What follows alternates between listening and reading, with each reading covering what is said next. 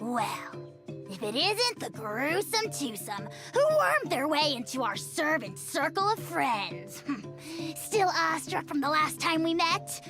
Would that be why you hastily scrambled up here to pay your respects the moment you saw us? I suppose we can't blame you. Such is the spell that our majesty casts on our minions. Very well. You heathens leave us no choice. The almighty Dragon Lord, Kahula shall grant you the audience that you seek. Come, pucker up. You may now kiss our feet. Wait, aren't you like Kinich's sidekick? What the heck are you going on about? You're somehow managing to be even more annoying than the last time we met. Silence! Who are you calling sidekick? We are the Dragon Supreme, sovereign ruler of the Nation of Flame. We shall have you know that last time, were it not for Kinich's earnest pleading on your behalf, you would have received not a single word of mercy. Oh, come on. You talk big, but Kinich clearly has you under lock and key. That's more like it. If you must know, our humble servant begged us to investigate an abyss incident near Hoytzitlan, and we chose to grant his request. Abyss incident? See this little lizard? Its mother, a medium-sized lizard, came under the influence of abyssal power. In her confusion, she attacked my servant's tribe, then assailed her own offspring. Yikes. So how is she doing now? She was but a lowly bug fighting against the power of the abyss. Naturally, she has departed for the Night Kingdom. Such a fragile creature. Apparently, she ended her struggle by leaping from a cliff. Leaping from a cliff? My dear anemic flying ant, as addled with questions as your head may be, please keep them to yourself and wipe that absurd expression off your face. We are the almighty Dragon Lord Kahula-How, not a wish-granting fountain. Anemic flying ant! You! Just you wait. Two can play at the ugly nickname game. We sense a faint abyssal energy. An evil sorcerer must be lurking nearby, but they are well hidden. If you encounter any suspicious outlanders, be sure to give them a robust interrogation. Suspicious outlanders? Wait, are you mocking us? Ha!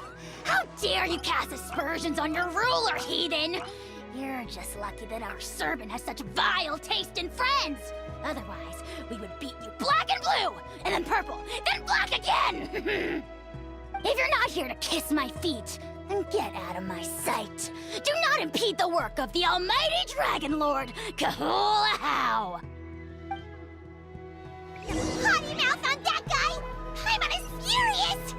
Still, good to know about the abyss threat, huh? Wasn't expecting that. Let's not get sidetracked.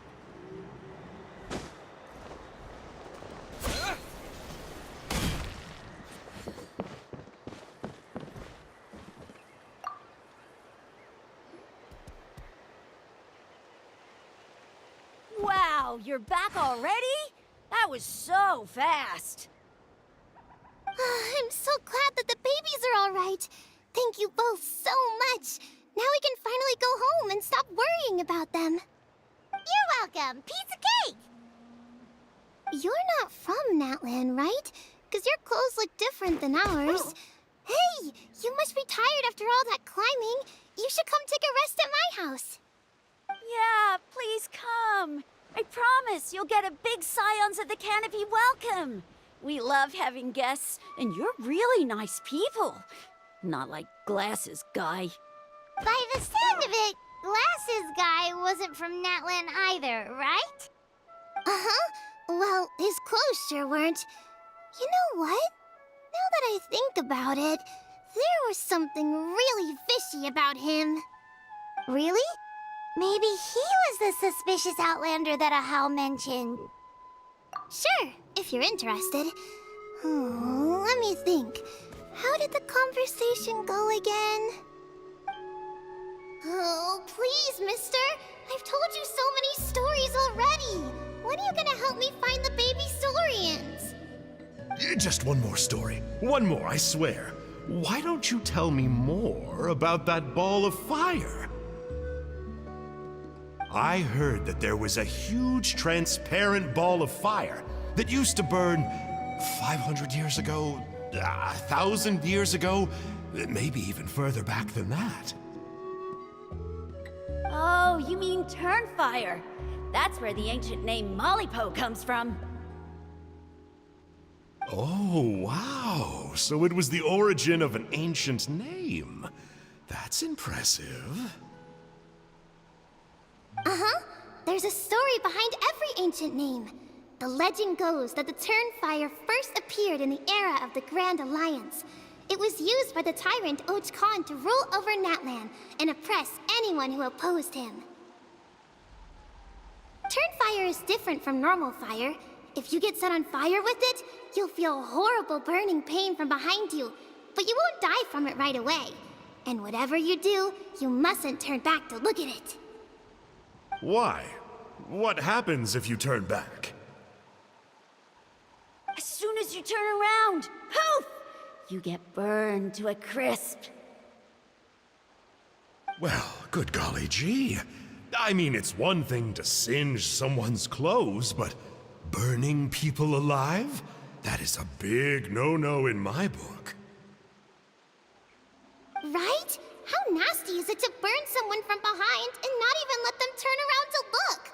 Och Khan really was an evil tyrant. Yes, shocking behavior. Now, let me guess. Eventually, a valiant hero came to save the day? That's usually how these stories go. Good guess, Uncle Glasses. Seems like you really know your stuff. The hero was called Yupanqui. He's the ancestor of our tribe. Yupanqui was friends with Och Khan the Tyrant, and also Yupanqui, the first Pyro Archon. He was working as an ordnance officer for the Grand Alliance at the time. He didn't like how Och Khan was such a cruel tyrant, so he stole the Turnfire and threw it at the Och Khan's army. The soldiers couldn't defend against it, and they all got turned to ash.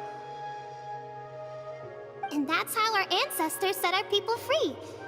But just as he was about to leave the city, he thought he heard Och Khan calling out to him from behind. It caught him off guard, and he turned around to look. But Och Khan wasn't there. All he saw was a city burned black, an army in ruins, and giant flames reaching up into the sky. A split second later, the flames he saw burst out from inside his eyes and swallowed him up. All it took was a single glance. As soon as he looked back, he was burned to a crisp. The question is, was this the price he paid for stealing the Turnfire, or the price of turning back?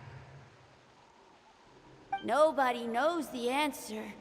But the fire that consumed Yupanqui burned more fiercely than any other. It burned for 100 days until it burned a hole right through the ley lines. And then, the flame dropped into the deathly dark Night Kingdom, where it still burns to this day. The grown-ups say that it lights up the path that leads to the next life. But for the dead to be reborn, they have to accept the flames and be purified by the fire first. It's like a final look back at your life, where you have to answer for everything you did. Anyway, that's the story of Yupanqui's Turnfire. Ah, a fine parable indeed. So, is it true? Is it really possible to find this fire in the Night Kingdom? I don't know. I think it's just a story. Either way, I assume this name has been passed down in your tribe ever since? Sure has. It went to Burkina, the hero that we celebrate on Turnfire Night. But that was 500 years ago. Yeah, and now it belongs to Kinich. So we often call him Malipo Kinich. Kinich, huh? All right, Uncle Glasses, that's enough stories. Now, can you please go find the baby saurians for us like you promised? I would, but doesn't the legend of the Turnfire teach us not to look back? Let's not go dredging up the past. Tell me more about this Kinich guy. One more story, I swear. Starting now. No? Careful, Toba. You look dangerously close to cursing me out right now. Tut tut. We can't have that. Cursing is for grown-ups only.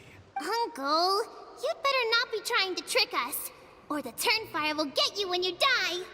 How would it get me if I'm outside of Natlan? Uncle Glasses isn't from here, you know. Unlike you. Huh? Wait. Is that? All right, kiddos. I'm a man of my word. 2 of my friends are on their way here, and, yeah, they'll help you out on my behalf. Work them like dogs, okay? That's what they're here for. Don't go easy on them just for my sake. Really? Well, first, can you tell us your name? We met at the foot of this cliff, so beneath the peaks, let's go with Sanka. Seriously? If you don't believe me, turn around and see for yourselves. Huh? Where? Oh, wait! Uncle Sanka, where did you go? Yeah, definitely a fishy character. It sounds like he was digging for info about the ancient names. Yeah, and not only that, but he betrayed us too. All he got out of us was some stories, though. What's the worst that could happen? Traveler, maybe we should go tell Kinich about this. Ahau says he's investigating it, but he's a bit of a loose cannon. We probably shouldn't take him at his word. Huh? You know Kinich? Not very well, but we have met him before, and one time we had a meal together. Aw, man, I'm so jealous. I never even spoken to him. He's... Me neither. I don't think my dad really likes him, though. He always tells me to stay away from him. Probably because of that little creep he always hangs out with. He's nasty, and he's so full of himself. Oh, the creep who calls himself Kahul Ahau? Yeah, we've had the pleasure of meeting him too. He sure loves pushing people's buttons. Exactly. I don't know why Kinich partnered up with him. Why didn't he pick me instead? Uh-oh! Honey, look how late it is. We've been out way too long. We better get home now or we'll get yelled at. Oh, yike. If there's anything you need, my dad can help get it for you. We gotta run. Bye for now.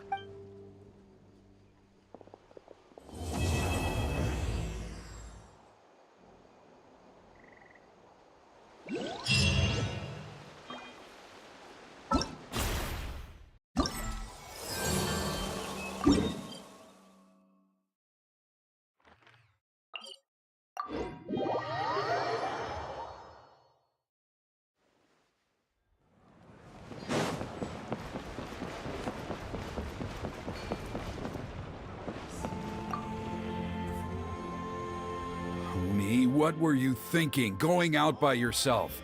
Don't you know how dangerous it is? It's okay. Toba helped me. And we met some kind strangers who helped us. And Kind strength? yeah, actually, they did. In big, bold letters. Don't talk back to me. The Mountain King problem still hasn't been solved. What would I do if I lost you too? No dinner for you tonight. They were good people, Dad.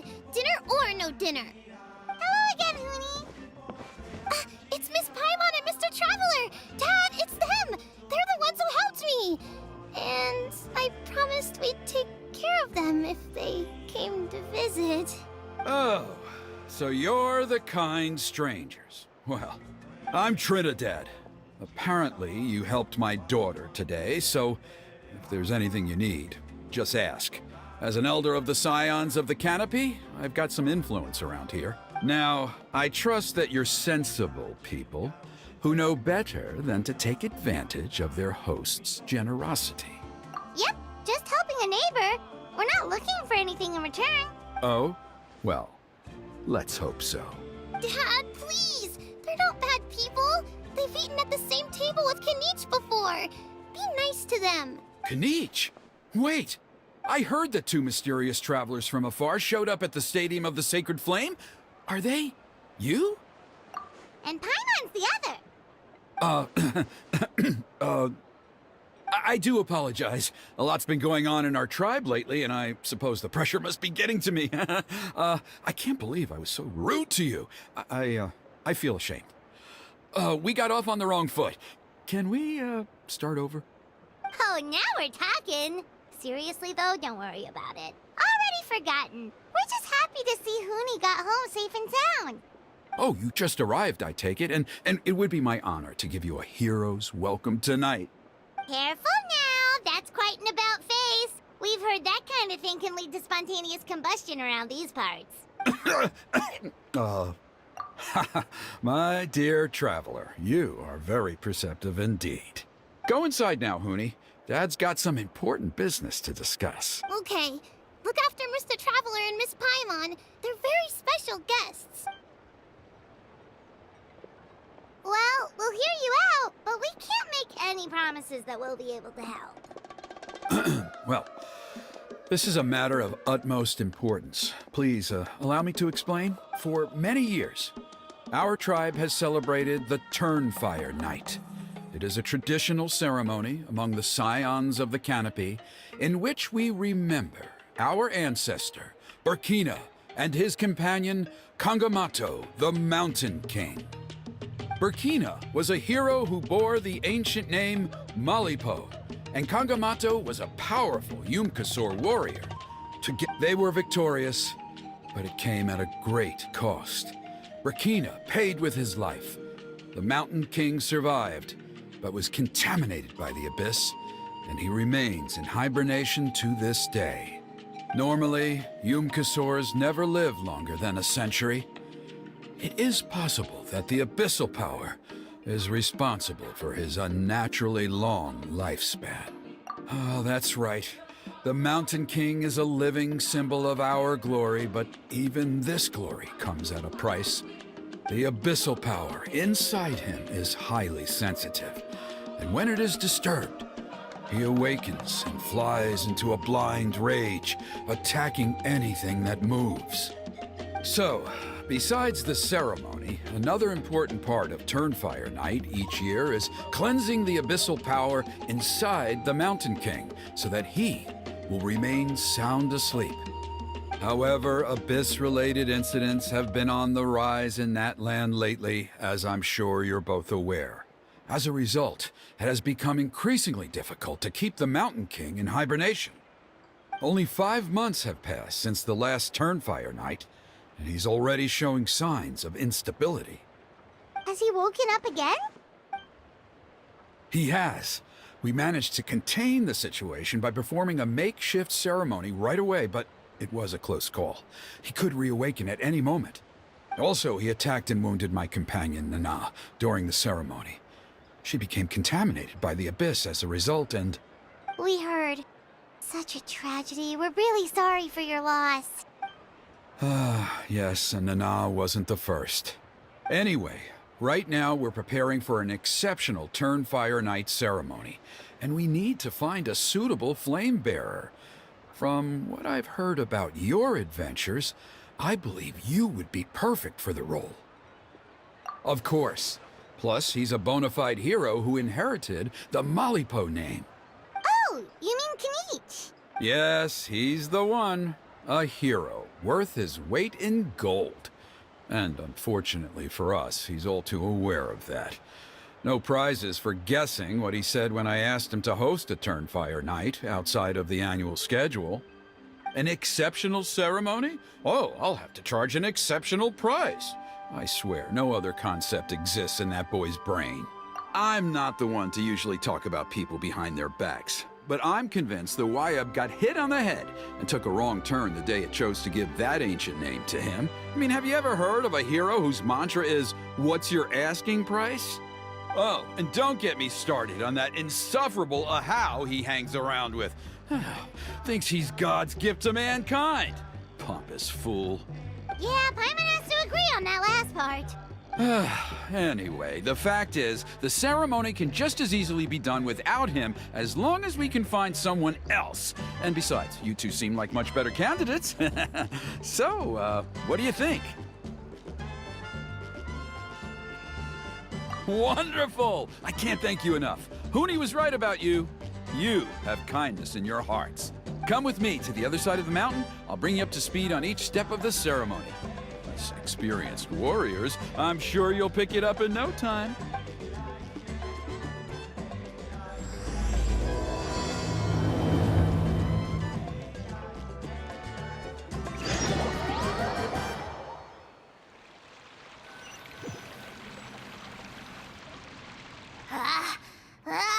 Achoo!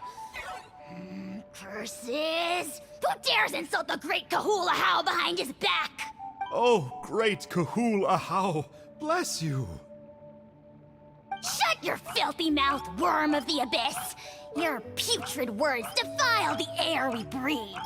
You make the almighty Dragon Lord, Kahula How, sick to the stomach!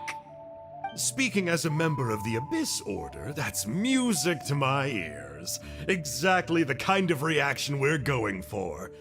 But on a personal level, I gotta say, it's pretty hurtful. Ugh, never have we heard such brazen blustering from someone who is inches from death! Up yours, Four Eyes! We spit in your face! Okay, well, that I am at a loss to explain. How do I manage to stay so chirpy and cheerful? I can only guess it's some kind of powerful magic. But I digress. Mr. Kinich, I admit it, you, sir, are a legendary hunter. Still, the only reason you caught me is that I was reluctant to run away. You see, I'm very interested in the lore of your tribe. Okay. Is that it? Kay? Aren't you intrigued to know what it is about you guys that prompted a visit from the Abyss? It's the extreme sports! The other day, I narrowly avoided getting hit by a very brave soul who just leaped off a cliff. I think you call it bungee jumping? Anyway, I was very impressed. That is what I call embracing the spirit of adventure. Look, I even did a painting inspired by the bravery and freedom of the scions of the canopy. You scum-sucking swine! Ugh, I swear, if you go bungee jumping, it'll be without a rope! Head first off the tallest cliff, with a band of hunters on your tail, and nowhere left to run, and a bottomless cesspit waiting for you on the ground. You say that, but I get the sense that Mr. Kinich isn't planning to take my life right now. I've heard that the most important thing in human relationships is to respect each other's boundaries. What do you say, Mr. Kinich? Or you could tell me what it is you're really after. What? And then I'll name my price.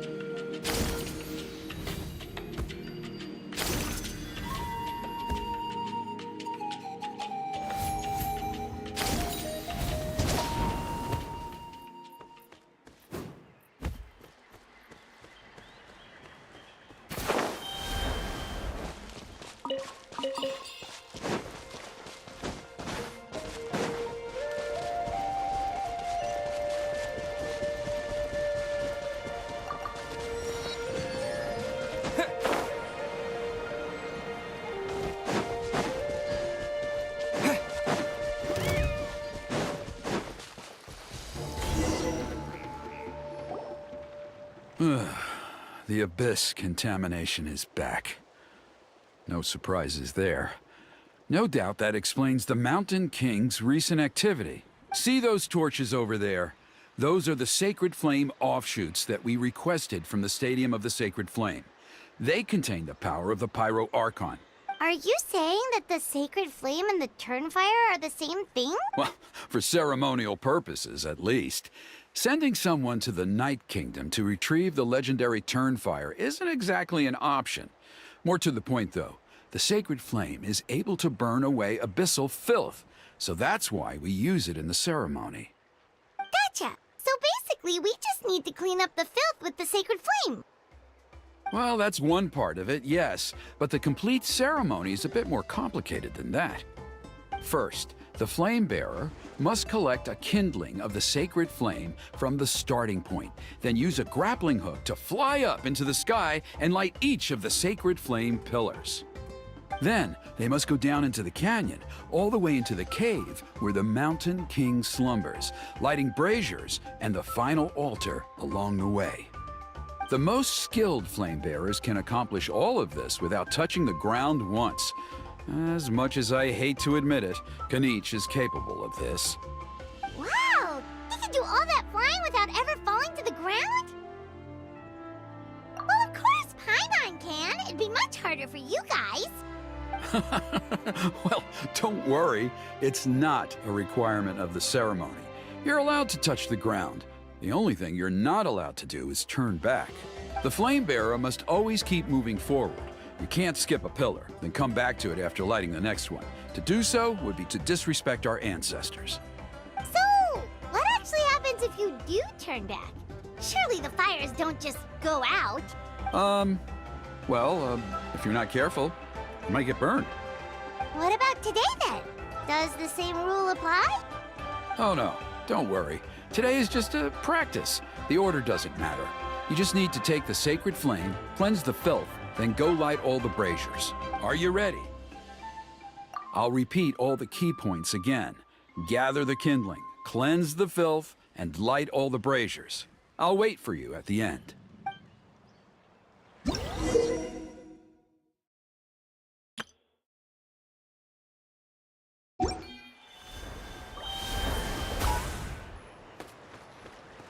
There's abyssal filth over there! Let's burn it away with the sacred flame!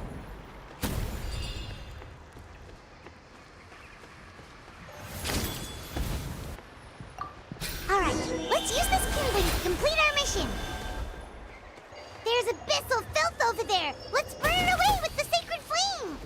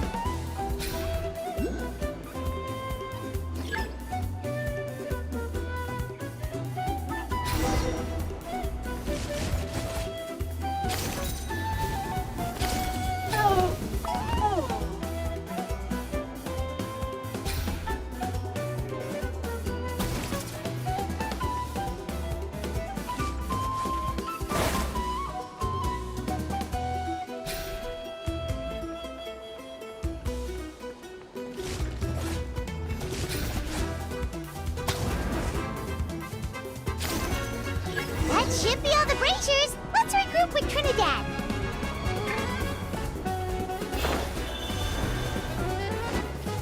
Scatter!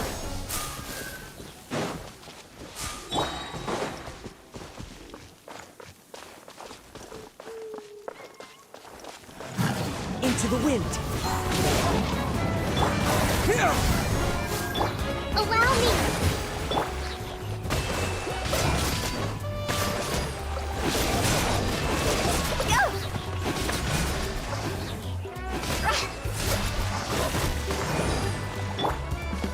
One with nature.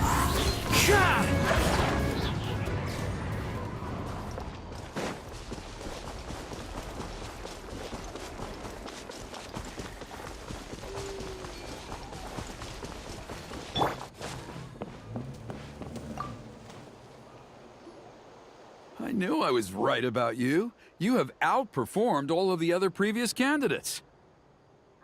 If there was an ancient name for outstanding flame bearers, I'm sure the Wayab would consider you for the honor. Yeah, although it would probably take Paimon quite a bit longer. All right, now there's still a few days left until the ceremony, and I should probably get back so I can inform the chief and the other elders that I have found the flame bearer we need. Oh, you mean they've still got to sign off on it? Some of them are still hoping we can come to an agreement with Kinich, but that's only because they haven't seen you in action. Still, I'm the one responsible for securing a flame bearer, and my recommendation is you. Just for Paimon's own peace of mind, are you sure it's not going to be a problem having Outlanders take on such an important role in your ceremony? See that place over there? There was a time, long before the age of Burkina and the Mountain King, when we, Scions of the Canopy, called that our home. After a period of upheaval, our ancestors were forced to move away. Now, it has become a place where our youths go to develop courage. If we fail to keep the threat posed by the Mountain King at bay, it might not be long before we have to move again. So, to answer your question, I think everyone will agree that you are the right choice. Fair enough. Desperate times call for desperate measures. I'll need you to drop by my place at some point before the ceremony, if that's all right. There are still a few final details that we need to discuss. Okay, see you later then. You have my gratitude.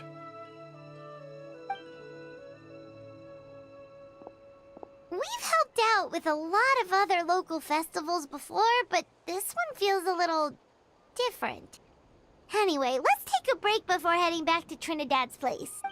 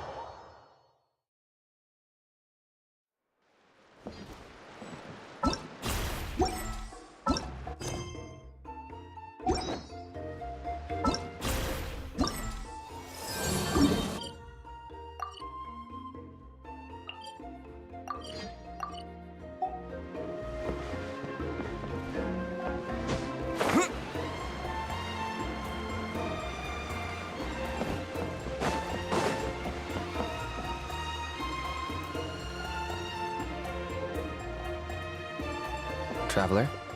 Paimon? Kinich! Fancy meeting you here. We've actually been looking for you. I'll get straight to the point. I hear you accepted a proposal from Elder Trinidad. Oh, the, Turnfire Knight, you mean. You were still his first choice. It's just... Oh, jeez. It's not what it looks like, promise. Chill, it's cool. I only mention it because there's something you should know. And I suspect Elder Trinidad hasn't been completely forthcoming with you. Once and for all? You mean this'll be the last Turnfire Knight ever? That's right. He wants to use you to send the Mountain King to the Night Kingdom. To the Night Kingdom? You mean... To his death. Whoa, are you serious right now? You shouldn't go blurting out accusations like that. It could get you in trouble. Too blunt? Okay. I'll phrase it more gently. There is potentially a possibility that Elder Trinidad may be hoping that during the course of the ceremony, you kill the Mountain King dead. But that's ridiculous. He told us the Mountain King is a living symbol of your tribe's glory. And that glory comes at a price. Oh, that's right. The Mountain King is a living symbol of our glory, but even this glory comes at a price. Ah, yes, and Nana wasn't the first.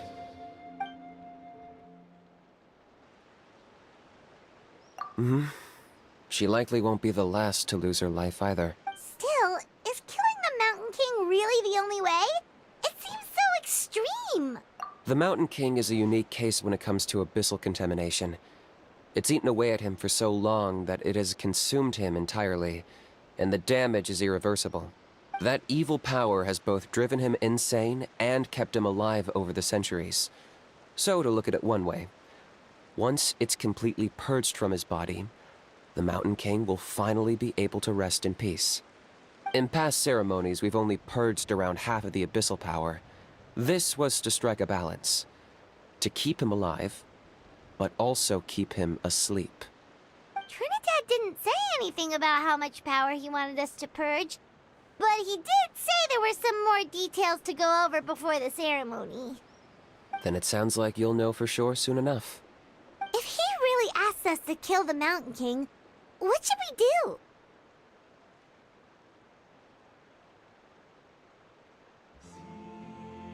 I know this must come as quite a shock, so I suggest you act like you didn't hear anything for now. But would you have time to visit the chief after your meeting with Elder Trinidad? I'd like to make a deal with you. What kind of deal? One that comes at a very reasonable price. I'm sure you have plenty of other questions, but we can talk more later. Good. See you soon.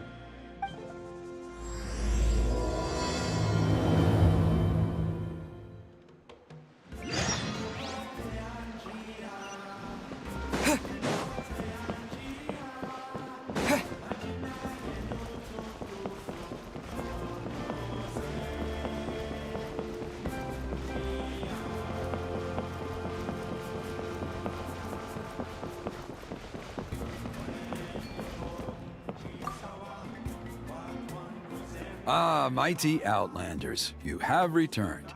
Did you have a good rest? It was, pretty good, yeah. Glad to hear it. Things are progressing very smoothly on my end. Many of the elders have heard of your heroic deeds, including the chief. They all speak very favorably of you. There are still those who insist that the ceremony should be performed by the bearer of the Malipo name. But they're just stuck in the past. We need to move with the times. Plus, Kinich doesn't want to do it anyway. Exactly. So, now, it's time for us to discuss the finer details of the ceremony. We covered the fire lighting part of the proceedings yesterday. The next part is the purification of the Mountain King. It's quite simple. You just need to use the sacred flame. We've done it plenty of times before, and it's always very routine. I'm sure you won't have any problems. One point I'd like to stress, though, is that you need to burn away as much of the abyssal energy as you possibly can. The more we dispel, the longer the Mountain King will remain asleep. Asleep, huh? Precisely. In previous years, the Flame Bearer has often been unable to dispel a sufficient amount of abyssal energy. That's the only reason why we have to perform the ceremony on a regular basis.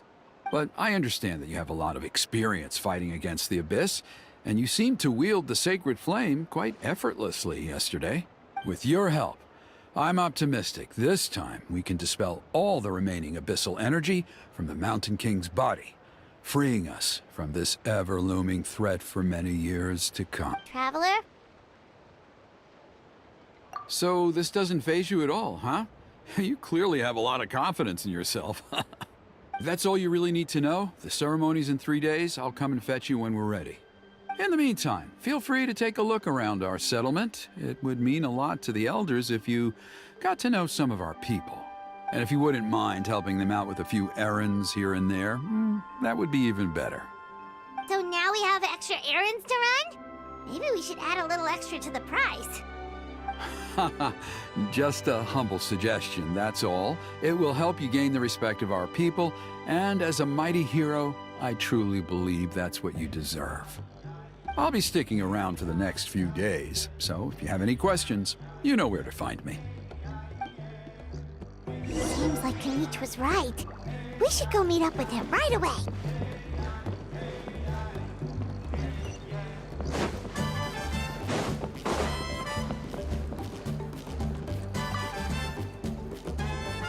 Huh, you're here. Kinich, Elder Trinidad said that... I can tell. It's written on your faces. Is that the Traveler in Paimon? Forgive me for not being there to welcome you on your arrival. That should have been my duty as chief. Hello, Chief Waina. I only heard the news from Trinidad yesterday, so I asked Kinich to invite you over for a quick chat. I believe Kinich has already filled you in, so I'll get straight to the point. Firstly, I fully endorse your appointment as flame bearers for the upcoming Turnfire night. However, I would like to request that you take steps to ensure the Mountain King's safety. Every child of our tribe grows up hearing the tales of our heroes.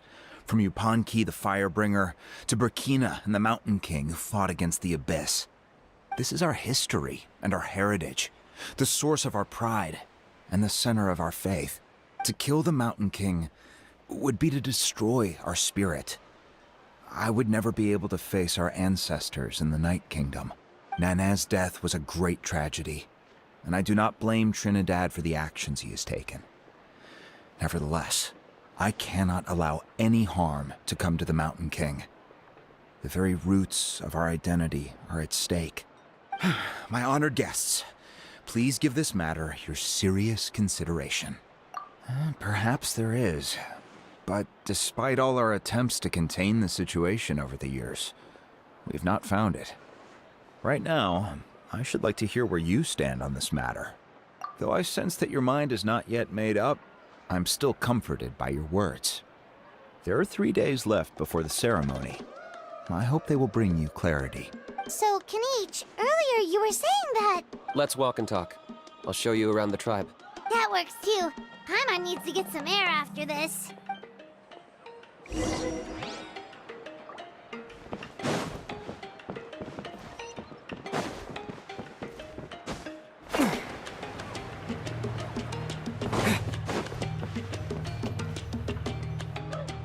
Kinich, Paimon finally understands why you turned Trinidad down. You knew what he was planning, didn't you? That's why you didn't want to be the flame bearer this time, because it's a double-edged sword. The whole Mora thing was just a sneaky excuse. Double-edged sword is right. But my response wasn't merely an excuse. To solve this exceptional problem, an exceptional price must be paid. I'm working on it. Really? Well, come on then, let's hear it. In a moment. Didn't you have a question you were about to ask me? Oh, yeah. What was it again? Oh, right. We need to talk about How. He's completely unhinged. I agree that he has a problem. He needs disciplining, so I hired him a teacher. You got him a teacher? Oh, Paimon would love to see him get scolded for bad behavior. Anyway, moving on. When we ran into a How, he said you two were investigating some Abyss thing together. Is that related to the whole Mountain King situation? Yes, that's the angle I've been working on. I'm a Saurian hunter, but I occasionally hunt the Abyss too. One time I was pursuing some purple demonic dogs when I accidentally entered a hidden space. I did some research after the fact. Apparently they're known as beastly rifts, and there are many of them of all different sizes. That's where those purple dogs were coming from. So, if we can locate one of these beastly rifts, clear the monsters out, and move the Mountain King inside, he'd be able to continue living, but without posing a threat to the tribe. whoa. That sounds kinda crazy. Would it really work? It's not without its risks, of course. There's a lot of unknowns in the equation. For instance, for all we know, a prolonged period inside the rift could make the Mountain King's condition worse. Still, we desperately need something like this, even just as a temporary measure. You've seen the conflict the issue is causing in our tribe for yourselves, and believe me, it's been a long time coming. The chief is adamant about keeping the Mountain King alive, whatever happens. Paimon can understand. It's less about the Mountain King and more about preserving your culture and heritage. Yes, but on the flip side, you've got people like Elder Trinidad, who is more concerned about protecting the people he cares about now and into the future. And he has every right to take that view. It's one thing to try and preserve the last remnants of a glorious past, but making your kin pay the price for it?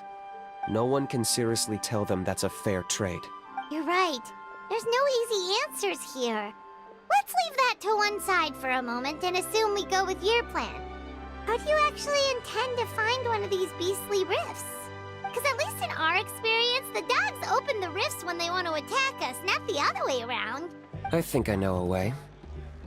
You have any better ideas? Not at the moment, but it just feels like using the power of the Abyss for our own ends isn't gonna end well.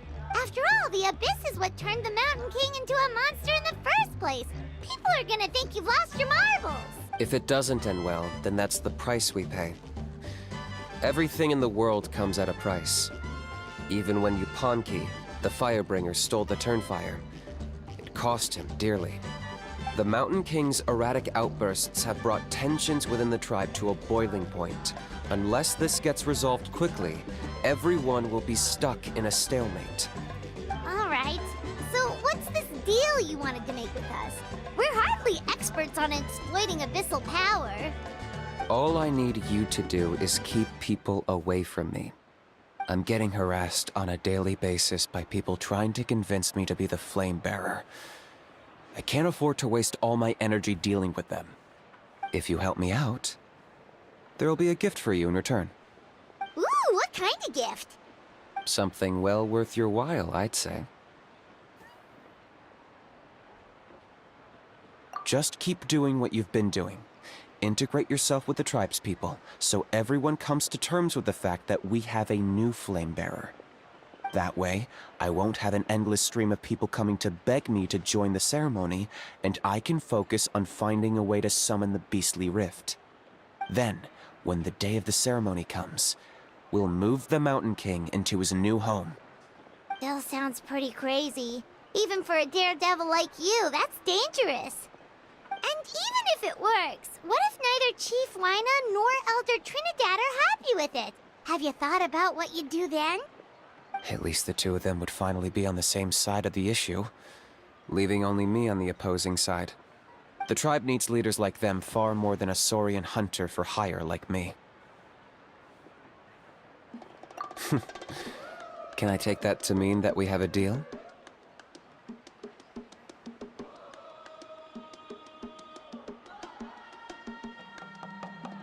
For sure. And who knows? Maybe we'll come up with an even better solution to all of this in the next couple of days. Great. Well, for the next couple of days, please spend some time among the tribe and lend a hand wherever you can. I'm sure everyone will be swept off their feet when they meet our new flame bearer. Good luck to us both.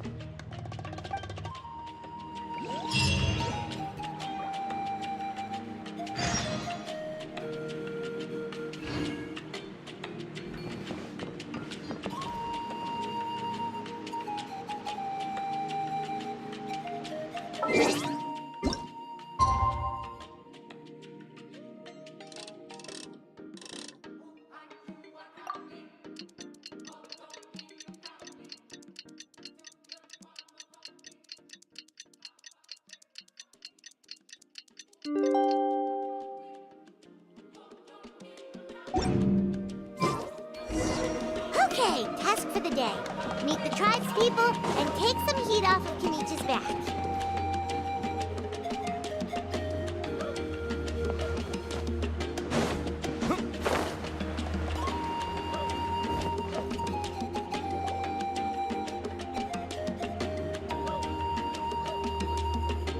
Oni, how can you call the Mountain King a monster?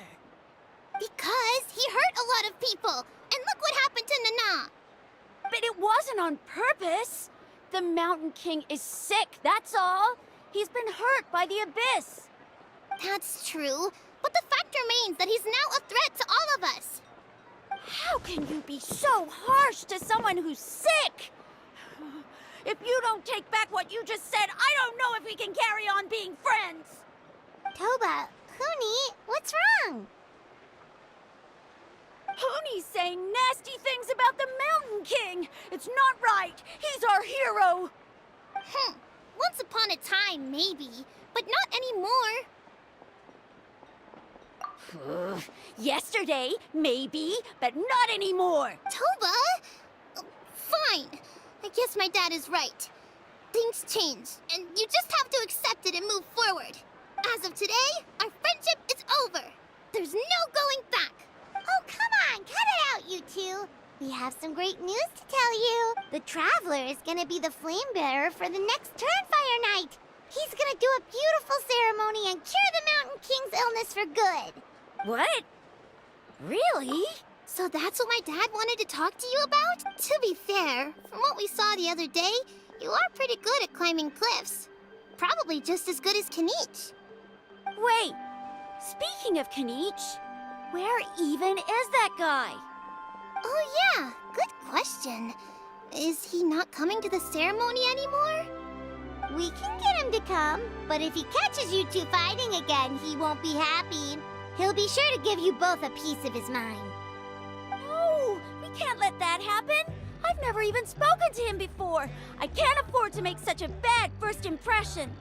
I didn't mean to argue with Toba. All I said was that the Mountain King has done some pretty bad things. He was the one who turned it into a fight. Yeah, if you weren't friends, there's no way Toba would have come to look for the baby Saurians with you. All right. Well, because it's the Traveler and Paimon and Kinich, I'm sorry, Toba. I'm sorry for all the mean things I said about the Mountain King. Dad just really misses Nana. And I was really upset that she's gone, too. Huh? Oh. I shouldn't have spoken to you the way I did either. It wasn't very nice of me. For the Traveler and Paimon, Kinich, and for Nana. I'm sorry too, Huni. That's more like it. Now you're best friends again. Guess so. Toba, if I ever say something mean about the Mountain King in the future, I'll make sure I say it to someone else, and not you. I'd better go buy some colored cloth for my dad now. He needs it for Turnfire night. Let's play again some other time. See you, Toba. See you, Traveler and Paimon. Okay. I'll head home as well then. See you next time. Okay, take care, you two. Even though they said they're sorry, it looks like their friendship isn't as strong as it was before. Let's just hope we can solve this once and for all. Come on, let's move on.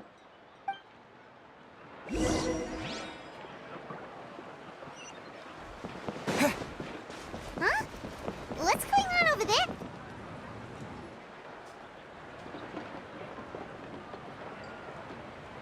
Hey there! What's happening here? A rehearsal for the Turnfire night dance. Ooh, there's a dance involved? Paimon wants to learn too! You don't know it? Ah, I guess you're not from these parts, huh? It's rare to see a new face around the tribe these days. I thought everyone would be keeping away. Why do you say that? Because of the Turnfire night, of course. The Mountain King could wake up at any time. That's why we're holding an emergency ceremony. This isn't one of those fun and games festivals. For outsiders, it might even be a little dangerous. Well, did you know that the Flame Bearer this time is actually gonna be an outsider? Oh, I did hear about that. It's a first for sure. I would have loved to meet them in person. What? Oh, it's you? Man, oh man. Well, this is a nice surprise. It's funny, I was just thinking that I'll probably miss out on meeting the new Flame Bearer since I'm not taking part this time around. You're not taking part in the Turnfire night? How come? You're not an outsider too, are you? You must be joking. Watch this.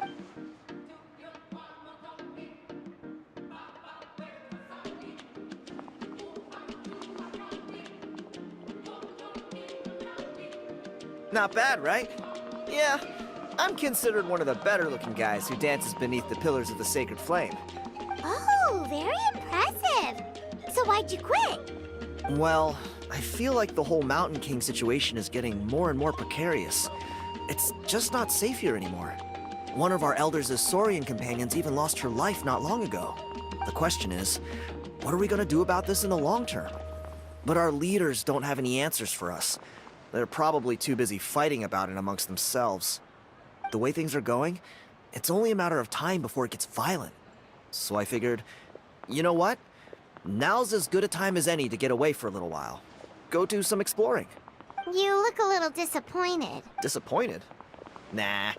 It's a great opportunity to go see the world. As every male scion of the canopy knows, wherever you are and wherever you go, the only way is forwards. We take pride in that. I won't forget my roots. I managed to get in touch with the Saurian Relics Association. They gave me a simple test.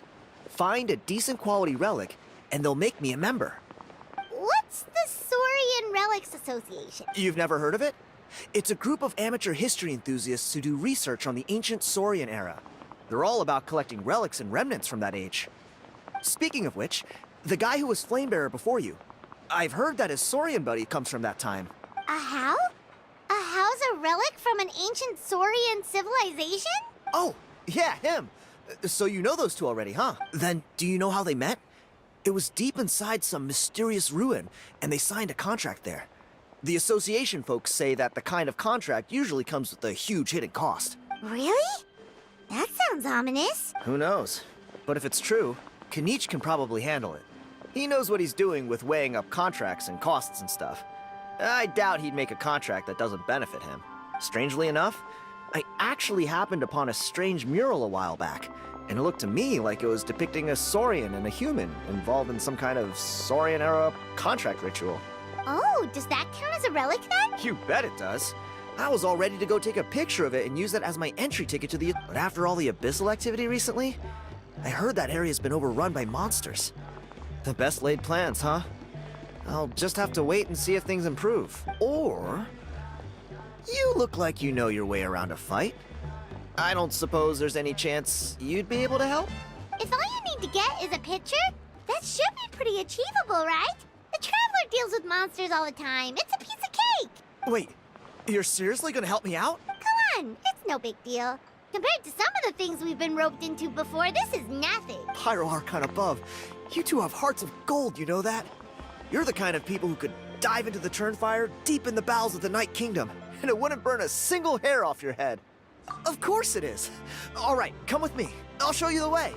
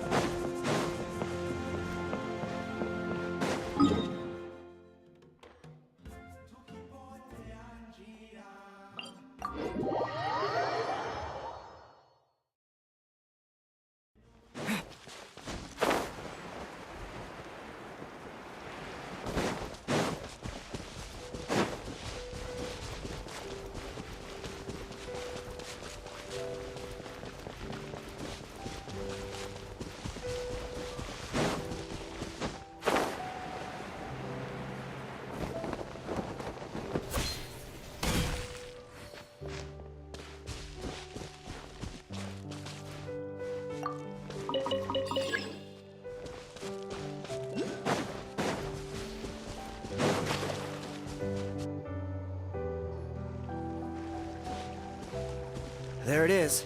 It's inside these ruins. As you can see, the place is crawling with monsters. Alrighty then. Stay back and take cover, Tiago. This could get dangerous. We'll take care of them. Great minds think alike. I'm not about to cramp your style.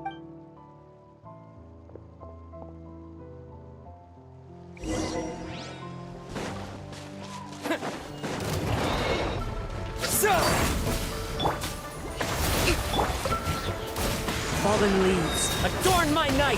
The wind knows me. Time to go!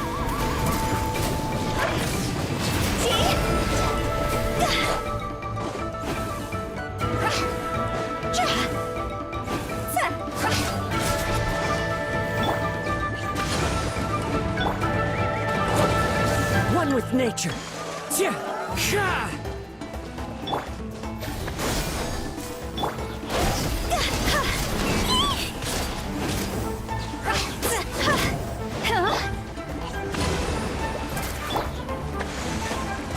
Scatter! As one with wind and cloud.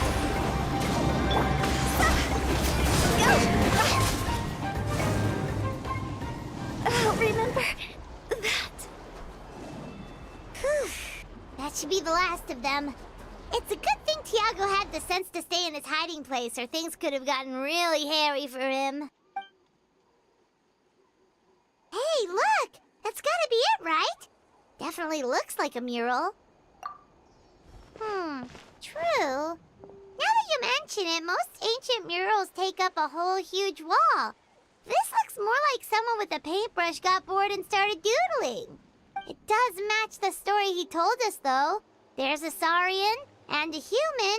So, is that supposed to be what an ancient contract ritual looked like? Whatever. We're not here to decipher it. Just photograph it.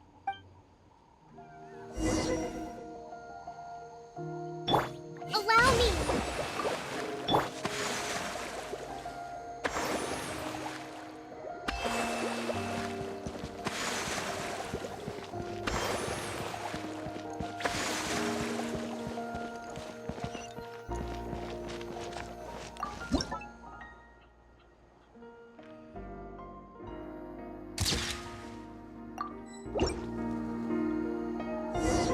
That's a wrap. Let's take it back to Tiago.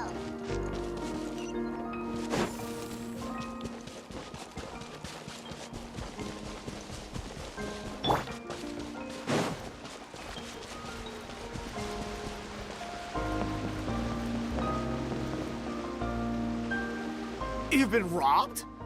Oh, Ponche. And I thought my luck was bad. Oh, I put blood, sweat, and tears into that, and now I've got nothing to show for it. Some gap-toothed goon stole it from me.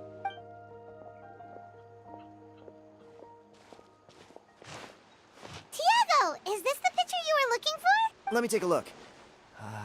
Yep, that's the one. Pyro Archon above, you two are superhumans. Hey, Ponche, come and say hi to these guys. They're gonna be the new flame bearers, and they're tough as nails. Wait, are you the Traveler and Paimon? Huh? You already know each other? I don't think so. My nephew Toba's been telling everyone about you. He says you're crazy strong, super friendly, that you helped him out, and that you're gonna be our flame bearers this Turnfire night. Oh, so you're Toba's uncle. Great to meet you, sir. Sounds like we managed to make a bit of a name for ourselves. Toba's not wrong, my friend. These two are honestly some of the nicest, most genuine people I've ever met. Everyone speaks incredibly highly of them. Seriously, if you're comfortable telling them about what happened, I guarantee you they'll sort it out in no time. Really? All I want is to get the fruits of my labor back. Allow me to explain. Ponche is a well-known scholar within our tribe, author of the widely acclaimed book, Yupanqui's Turnfire. Unfortunately, the book was stolen by a treasure hoarder a few hours ago. I spent years of my life researching that book. I visited every last ruin, interviewed every descendant of every hero in our history. On the word Malipo alone, I covered at least 5 different interpretations of the meaning based on accounts from different villages. It was an unparalleled masterpiece. And now it's all gone. That little goon ambushed me during my morning walk. He snatched all of my belongings, including my entire manuscript. That book was everything to him. It's like they robbed him of his soul when they took it. Look at him. Lost and listless. He's a shell of the man he was. Dear honored guests of our clan, I am but a helpless old student. If only for Toba and Tiago's sake, please help me, I beg of you. See what I mean, Ponche? Now you've run into these two, your luck's about to change, big time. I don't know if he's still there, but come on, I'll take you.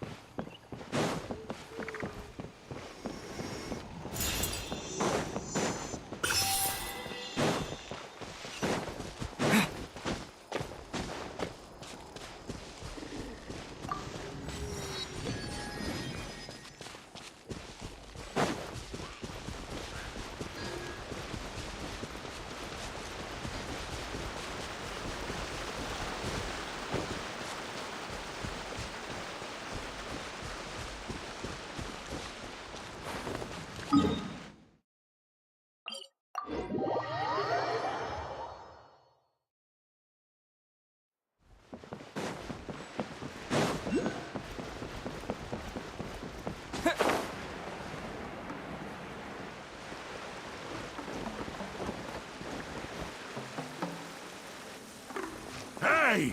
You thieving rat! Give me my things back! What do you want now, you old bum? God, you're a waste of space. Prepare to get shoved butt first into a tree hollow. Oh, what's this? Brought a little bodyguard with you, huh? All right, let's see what you've got. Eat dirt, suckers!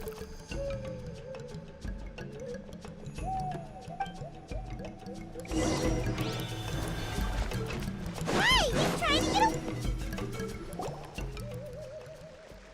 Stop, please! By all the warriors, heroes, gods, and kings, I can't run any longer. Please, I don't have your stuff anymore. Oh, yeah? Well, where is it then? I threw it away. You threw it away? The old bum's bag didn't have a single mora in it. Just a tatty old book, worn out pens, and some old rags. All that time lying in wait was for nothing. I was so mad, I just threw all of it away. Is that really the truth? Okay then, where did you throw it away? The same place you found me. Look, I swear on the Pyro Archon it's the truth. May all my worldly possessions be turned to ash by Turnfire if I'm lying. Okay, that's a pretty strong oath. What do we do now? It sounds like he's telling the truth. Right, let's hope nobody gets to the book before we do. We'll never get it back then.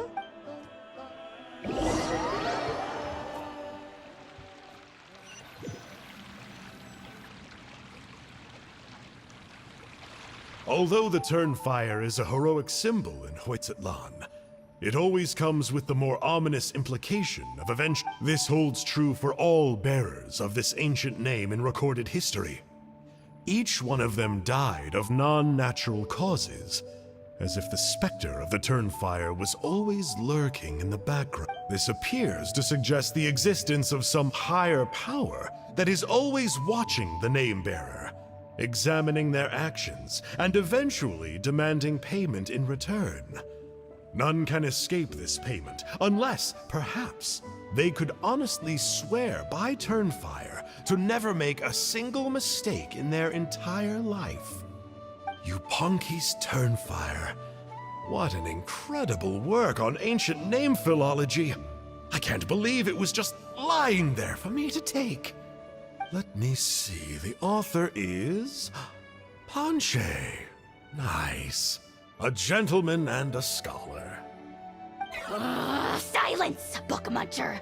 The great Kahula will suffer your droning voice no longer. Do you truly find no joy at all in perusing such rich historical records? Joy? What joy is there in this pointless drivel? Well, it makes a pretty shocking prediction. Every bearer of the ancient name Malipo eventually meets a grisly end. Maybe that's the price you pay for the name that means price? What? You're saying Kinich will die a violent death? So I'll finally get to take over his body? When will that glorious day arrive? The great Kahula demands to know! Wow, you are just irredeemable, aren't you? An agent of chaos down to the core. You make us Abyss Order folks look like saints in comparison. Silence, maggot! To presume that anyone compares your kind with the great Kahula is sheer vanity. And if that day ever comes, oh, your doom will soon follow. You don't need to lecture me about Doomsday. Here's what I know, based on countless historical texts. All civilizations will be reduced to rubble by the passage of time. From ancient kingdoms, to heavenly thrones, to worlds beyond, there are no exceptions. But from the ruins of every civilization, the dust will rise and never settle, thus transcending the confines of time. That dust is what we call a civilization's spirit. And you, great Kahula How, are one such speck of dust from a bygone age. I've paid dearly for the chance to observe you up close. Now, let me take a good look at you. We'll see whether any memories of that age still remain inside you.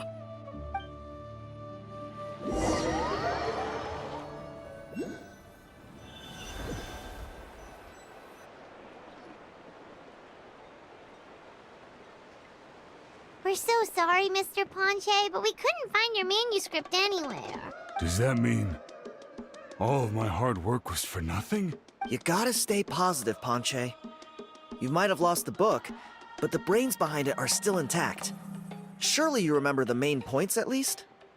The whole reason I worked so hard to get it finished before the Turnfire night is because I hoped that maybe it might help us find a way through these trying times. But now, well, not exactly. But I thought my research might at least be a starting point. Oh, really? So what did you find out in your research? I think the key to all of this lies in the power of Malipo. Ponche, you know as well as anyone that ancient names don't hold any real power. Symbolic power doesn't count. You're right, but Malipo may be a special case. Given that it first arose in the era of the first Pyro Archon, it might contain remnants of Xbalanque's power. Yeah, I remember that story. My grandpa told it to me when I... Maybe you're the special case. Most kids stop believing in that stuff by your age. I'm not talking about childhood superstitions here. There is evidence. Like what? Like the fact that the Mountain King is still alive. Everyone attributes that to the power of the Abyss. But there's more to it than that. The key factor is that Burkina summoned the power of Malipo at the cost of his own life. If you don't believe me, then answer me this. How many other creatures can you think of who lived longer, not shorter, after being contaminated by the Abyss? Traveler, different situation but similar idea. Doesn't this remind you of the hilly... So, I came to the conclusion that Malipo must refer to some mysterious ritual involving a tit-for-tat exchange. It began with the first Pyro Archon, fell with the Grand Alliance, then was buried in the Night Kingdom. And now, it awaits the call of its new bearer. Hey. Sorry to interrupt, Ponche, but you seem to be getting a little overexcited. I'm sorry. I was originally planning on presenting my findings to Kinich. I'd hoped he would be attending the upcoming ceremony. Sounds to me like you dreamed up one fanciful theory to support another. Kinich, what are you doing here? I more or less finished what I was doing, so I came to have a quick catch-up. Now a good time? Kinich! I'm onto something. I haven't worked out all the details, but you have to attend the Turnfire night. So Mr. Ponche here has done a lot of research on the history of the Turnfire, and thinks he might have found a way for you to solve the problem. I'll be there, Ponche. Let's go.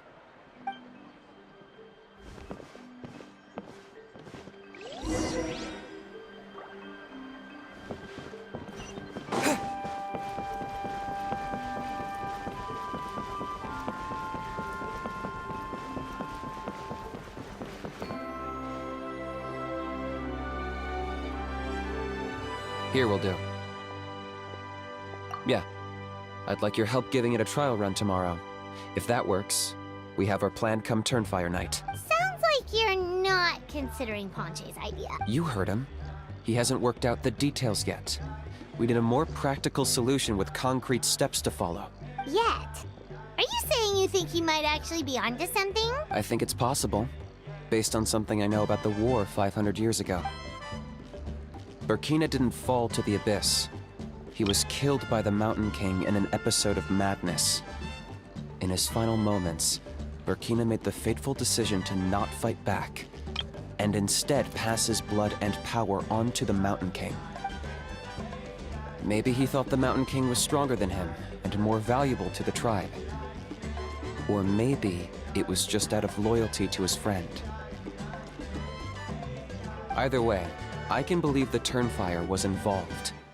Whether you think his sacrifice triggered it, or his fate was sealed from the moment he took the Malipo name. How can you drop these truth bombs with such a streak? This is what I've gleaned from my many interactions with the Mountain King. His mind is so disordered. It took some time to piece it all together. The story Elder Trinidad told you was the more palatable version of events. The truth is even darker. The Mountain King's mind isn't just disordered. He is suffering and feels great shame. What? Then what should we do? Should we grant him his wish? Of course not. We should help him move to a new home. It's the only practical solution. The Mountain King is a hero to my tribe. An object of worship, even. Ending his life would be like desecrating a statue. Still, he's been the cause of multiple disasters, and we can't afford to have any more. Ugh. Practical solutions hurt Paimon's brain. Can we follow our hearts next time? Then let's break for the day. I've already found a suitable venue for tomorrow.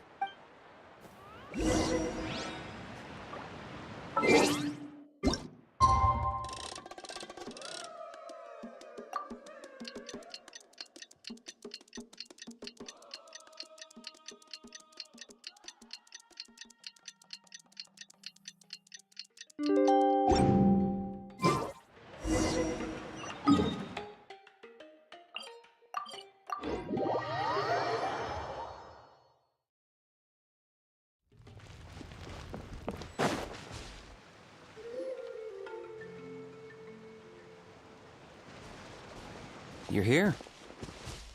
Very punctual. Oh, so the gruesome twosome come crawling back. Here to make amends after the gross irreverence you displayed last time? Very well.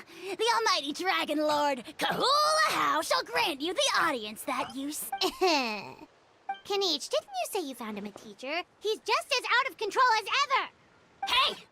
No one gets to discipline the almighty Dragon Lord Kahula. No one! Maybe because I've never had a gentle-natured companion like Paimon to compare against. Is that a compliment? Yeah, I see what I'm missing out on now. And it's a lot. Kinich! We could drown this measly flying ant in one droplet of spit! How dare you compare her to the almighty Dragon Lord Kahula?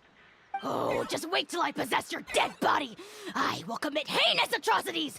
Tear down your legacy! Destroy your reputation! Wreak havoc on your...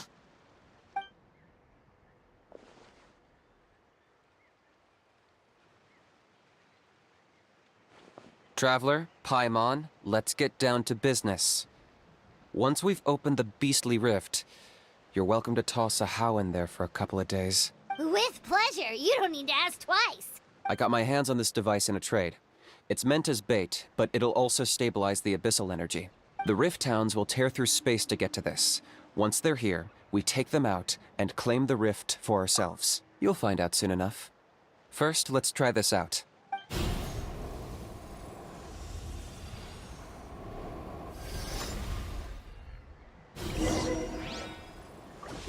They'll tear you to pieces given half the chance, so be careful.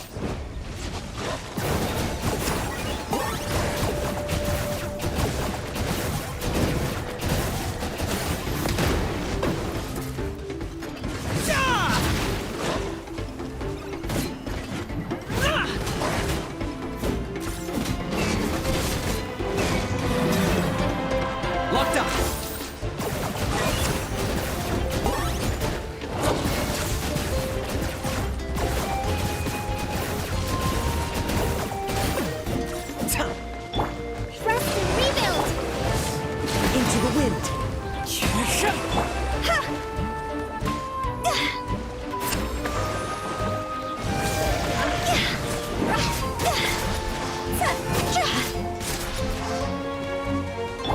Target acquired.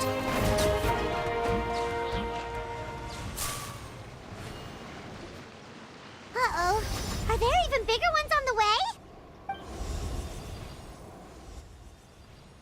You see, Kinich? I'm a man of my word.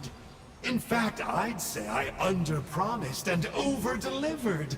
Nifty little gizmo, isn't it? I take it this is your true form? Now that our deal is complete, it's time to start the next phase of our relationship. I made a promise to the great Kahula How, and now I'm here to seize your body for his use. Cliché, I know. The hero's trusted partner sells him out to the abyss in a shocking act of betrayal. Cue bad guy speech and drawn-out death sequence. Huh? Angel? Huh? Huh? What are you two doing here? Oh, Mr. Kinich, this is not what we agreed on. Traveler, this is the gift I got you. I know you're looking for intel on the Abyss Order, so I thought he might be of use to you. But it looks like you've already met. Yikes. Frosty reception. Gotta say, I kinda pictured this moment going a little differently. Tears of joy welling up in your eyes as you say the words, "It's good to see you again, old friend." Don't be ridiculous. Sounds like you've been reading too many romance novels. There we have it. Change is inevitable and nothing lasts forever. What a pity.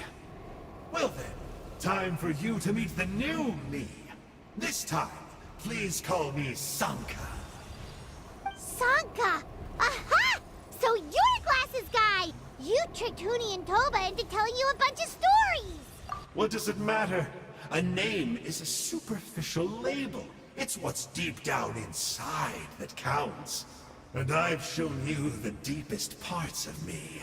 That would explain a lot. Why else would you show up here and start acting like a wise guy? You looking for a fight? I'll pass. I do rather like you, as I've said before. But my one quibble is that you really don't know your own strength. Wait, of course. You're the one behind all the recent Abyss activity. Let Paimon guess, you've been provoking the Mountain King too. Haven't I told you before? I'm not part of the inner circle who do our Highness's bidding. My interests are far more low stakes. I spend my time digging for truth in ancient doodads and books. You really think a benchwarmer like me is capable of more than that? I investigated him. He's not connected to the recent events. Just happens to be in the area. So, I struck a deal with him. He helps me summon a rift. I allow him to do some historical research. But that's all over. And now Kinich wants to hand me over to you. Well, I was hoping this would be an opportune moment to whisk away his body. That would have given me some more time to study the great Kahula How. But now I've run into you, which is just my luck. Or maybe I've incited the wrath of the Turnfire, and this is the price I have to pay.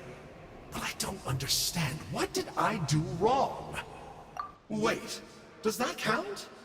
Let me think. How? You are the worst of the worst! Colluding with the Abyss Order against Kinich? How could you betray your partner? There is no betrayal. The almighty Dragon Lord Kahula How is a partner to no one. Don't worry, I told him to act as bait. Yes, and you should have picked a bigger fish. The Abyss Order? Ha! What a joke. Not even a match for our lowly servant. I put up with this toad croaking for days, and it was all for nothing. It looks like your disciplinary measures have been less than effective, Mr. Enjo.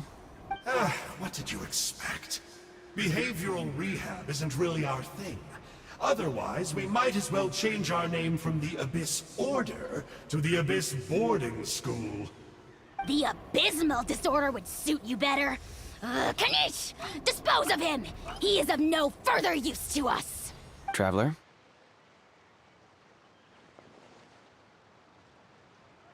Hey now, I may be a lowly clerk, but don't underestimate me. I could never beat you in a straight-up fight, but when it comes to running away, I won't lose to anyone. Do me a favor and remember how fast I disappear. Maybe then you'll show me a little respect next time. Darn! He got away again! Couldn't you have stopped him? It's alright. He's not worth our time and energy. Besides, it seems like he's in debt to a lot of people. I'm sure they'll keep him busy. If you say so. Still, Paimon's kinda surprised that you actually struck a deal with someone from the Abyss Order. To borrow that guy's words, names are superficial labels. Whether you call it the Abyss Order or anything else, it's a broad generalization at best. Think of it like apples that have fallen from a tree. If you tasted each one, you'd find that they're all at different stages of ripening. Even the unripe fruit blown off its branch before it's fully grown can still be brewed into a fine wine. Huh. Well, in that specific sense, maybe Enjo's not such a bad apple. Not rotten to the core, at least. Of course! Only the almighty Dragon Lord, Kahula How, is rotten to the core and evil beyond redemption. Ugh. So what exactly are you anyway? You're definitely the evilest little thing Paimon's ever met. Don't worry, he can't hurt a fly. You could say that. Paimon heard that those kinds of contracts might come with a terrible cost attached. Such as a How watching me like a ravenous vulture? Vulture? Vulture! We are the Dragon Supreme, sovereign ruler of the Nation of Flame. Let's pick this up another time. It's getting kinda late. You should go back and get some rest. Big day ahead. Tomorrow's Turnfire night. Time to light the sacred flame and burn away the filth for a legendary 500-year-old warrior. Oh yeah. Hearing you lay it out like that is making Paimon a little nervous. For all the work we've put in, it all comes down to tomorrow night. We have to make sure we solve this problem once and for all. Then it can't hurt to say this one more time. Good luck to us both. See you tomorrow.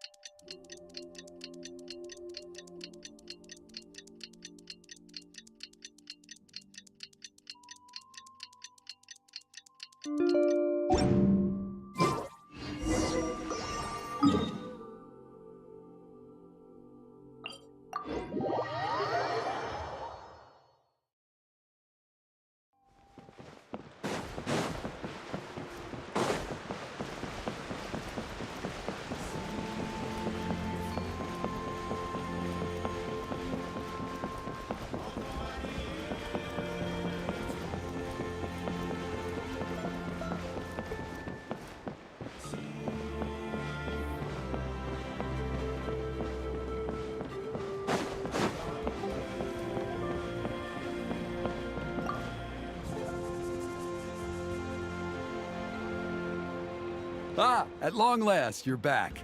I hear you've done much for our people these last few days. Everyone has nothing but praise for you. Many young people have heard the rumors too. They're all eager to meet our new flame bearer. Well, they won't have to wait for long. It's almost time for the ceremony. We really hope we can resolve the Mountain King situation quickly and smoothly. Well, it's nearly time. So, if you're ready, then follow me to the ceremony site.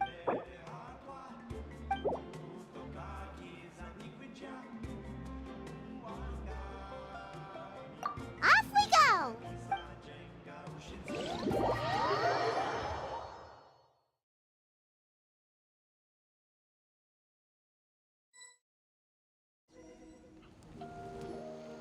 Here we are. Our honored guests have arrived. I have heard much about your fine work over the past few days. I hope you'll allow us to thank you properly after tonight's ceremony. Don't worry about it. Getting this huge venue ready must have been a huge task. No need to make extra work for yourselves on our account. Oh, if it means getting the Mountain King issue resolved, no cost. A resolution will come in due course, but every great fire starts as a tiny spark. We must take it one step at a time. No one would disagree with you if that were possible, Chief. But it's been far too long since we've seen a real step forward. Look around you. Can't you see how our numbers have dwindled since the last Turnfire night? The ceremony was arranged on short notice. Many are away from home and could not make it back in time. That may be so, but still. Good evening, Traveler in Paimon. Kinich! Not a moment too soon. Chief Wayna, Elder Trinidad, could you give us a minute? I'd like to give the Traveler a few pointers as the previous Flamebearer. Very well. But make it quick. Let me know when you're done, and we will begin the ceremony. Let's step to the side. Has anyone gone over the key steps of the ceremony with you yet? Yeah, Elder Trinidad did, but, Paimon seems to have forgotten them. What a surprise! The flying ant has an ant-sized brain. If you don't want your tongue to be burned off by the sacred flame tonight, I suggest you stay quiet. See those sacred flame pillars? Once you've lit the fire, go light each one up in turn. Once that's done, head down into the cave where the Mountain King slumbers, light the braziers along the way, then bring the flame to the final altar. Then the ceremony is complete. That sounds simple enough. The process isn't complicated, but remember, you mustn't turn back at any point. If you miss a pillar, you can't light the next one, then come back to it. You have to keep moving forward, or it's seen as disrespecting our ancestors. If that happens, you won't receive the blessing of the Turnfire, and you'll have to start over. I made you a diagram that summarizes the steps. Take a look.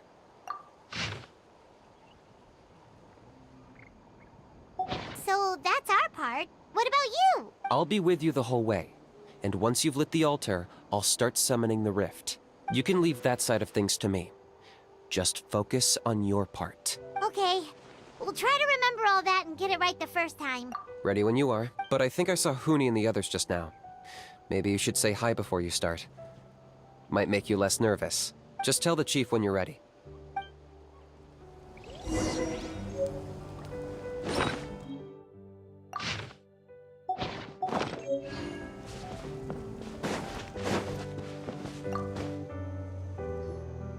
How are you doing? Is all in order? I'm counting on you. Don't forget what we talked about. By past fuel and present flame, life marches ever on. My brothers and sisters, the time has come to light the fire once again, and let the Turnfire night shine bright in Hoyt's...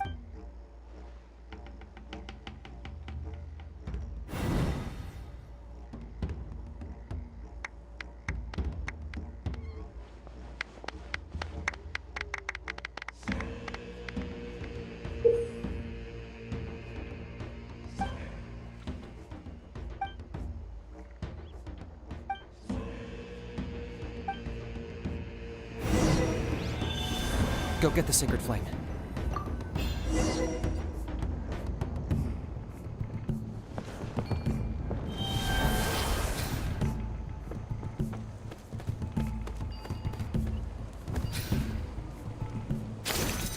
Nicely done. Off to a good start.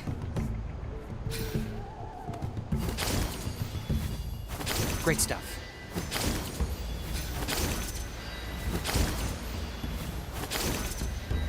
You're over halfway. Keep it up.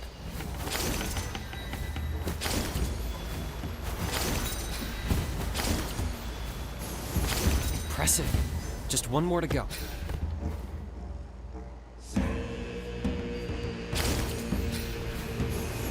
That's not gonna work.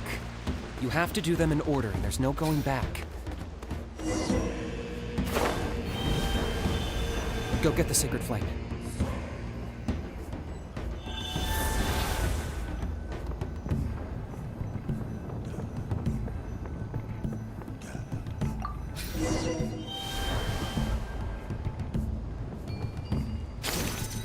Nicely done.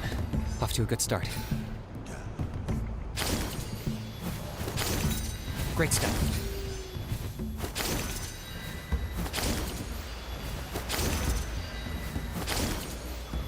You're over halfway. Keep it up.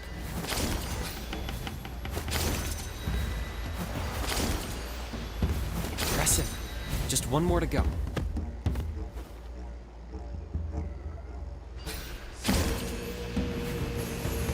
It's not gonna work. You have to do them in order, and there's no going back. Go get the sacred flame.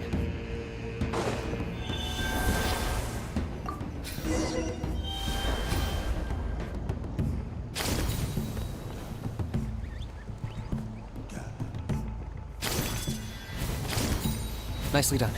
Off to a good start.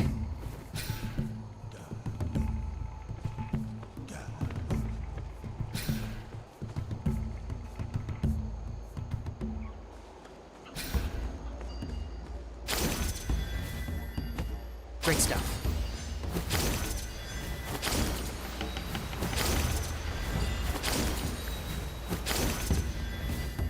You're over halfway. Keep it up.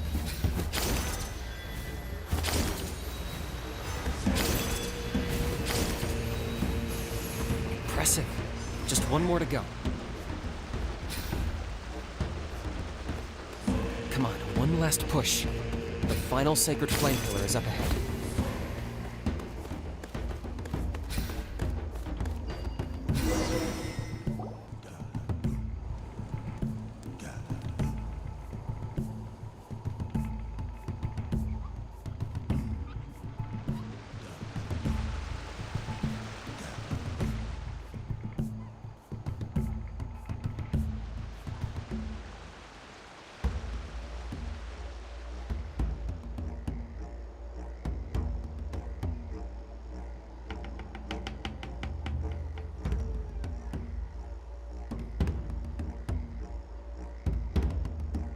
Great.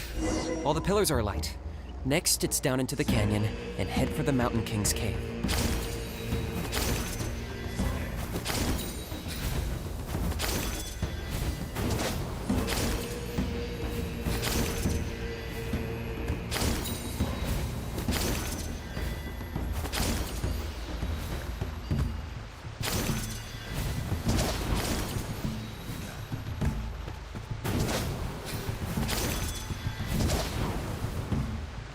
Almost there. The cave is just up ahead.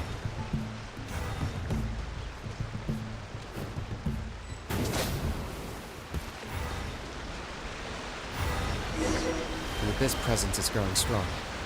We should deal with the contamination first.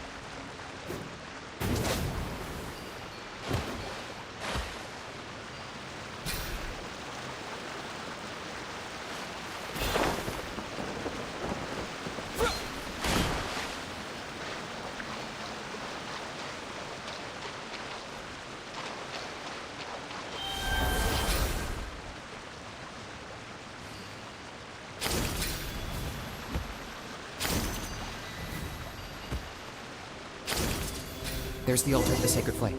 Remember, light up the torches around it first.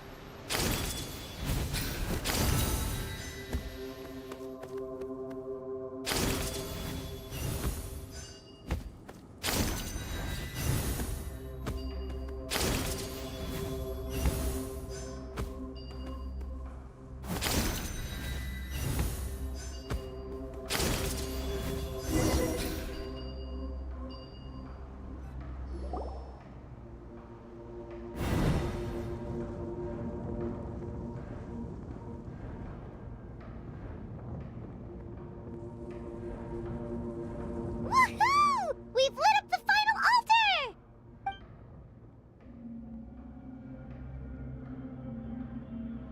That's the Mountain King up ahead, right? That's him. Kangamato, king of the Yumkasaurs from 500 years ago. He's very powerful. Paimon can tell. He's huge. Let's tread carefully. We don't want to wake him up. You've made it at last. You did even better than I expected. Traveler, now comes the final and most important step of the ceremony. Please use the power of the sacred flame to cleanse the Mountain King of abyssal filth. There's no need this time.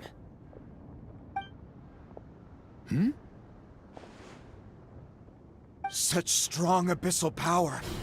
What is that thing? Kinich, what is the meaning of this?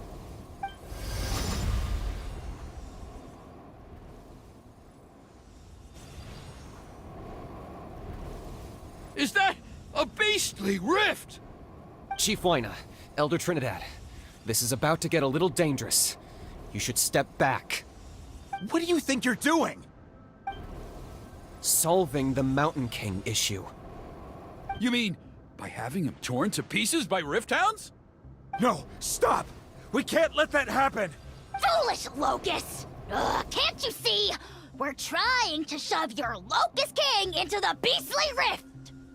But... I'm sorry, Chief Wyna and Elder Trinidad. This is the only way.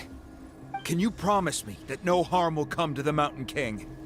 I can't guarantee it, but I'm fairly confident. Traveler, this is not what we agreed on. You must cleanse the Mountain King of every last trace of abyssal contamination.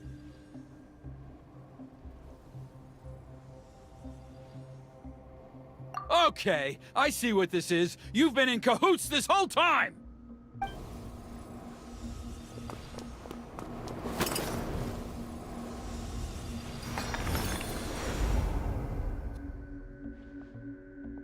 Ugh, you imbecile! What have you done? Oh no! The device is destroyed! You forced my hand. I had no choice. Elder Trinidad? What are you doing?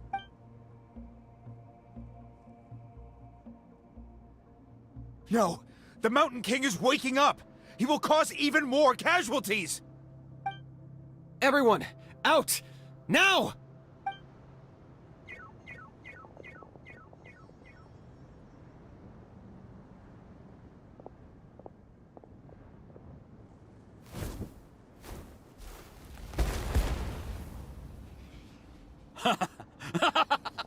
Oh, it seems there's only one way to awaken you all from your willful blindness. More sacrifices must be made.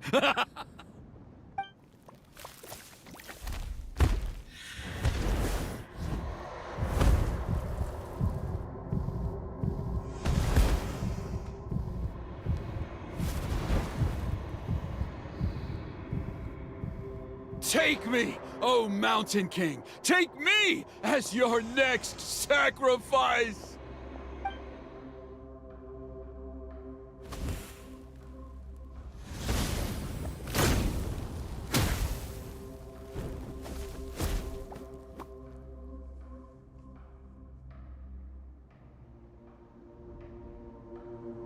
Everyone's still outside. We have to keep the Mountain King here. Give me a hand.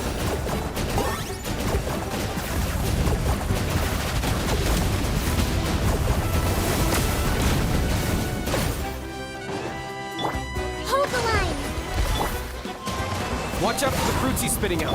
You can use those against him.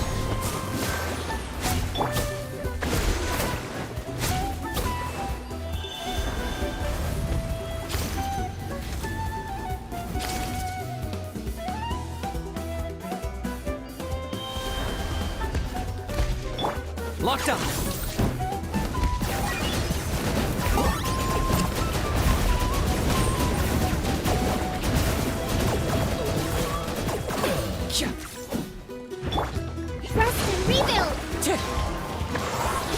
Clouds high, the birds call.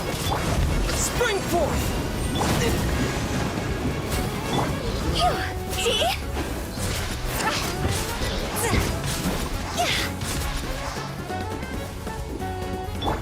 Hold the line! I've got him cornered.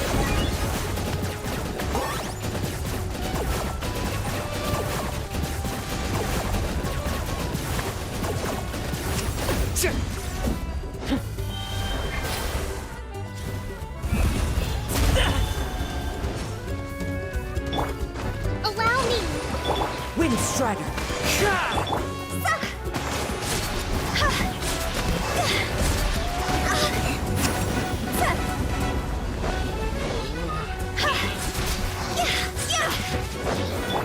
Rest and rebuild!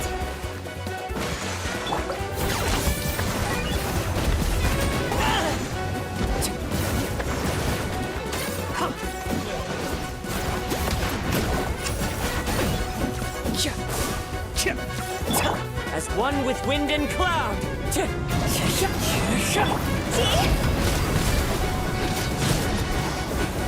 Yeah, that's it!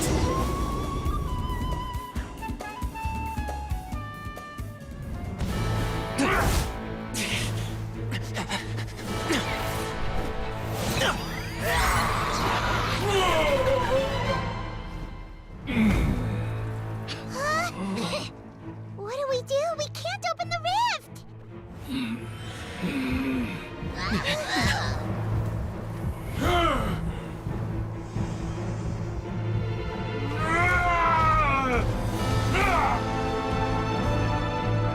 Kill me! Put an end! Points at launch! Shame!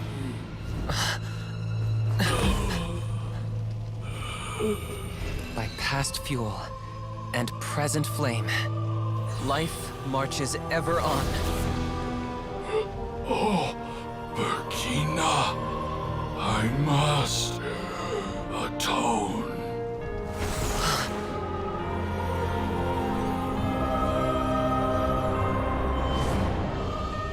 Patience. We will answer to the fire for all our deeds. Even if one day I fall behind, never look back. Keep moving forward, as we are now.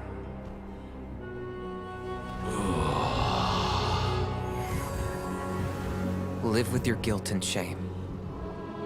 This is the price to pay.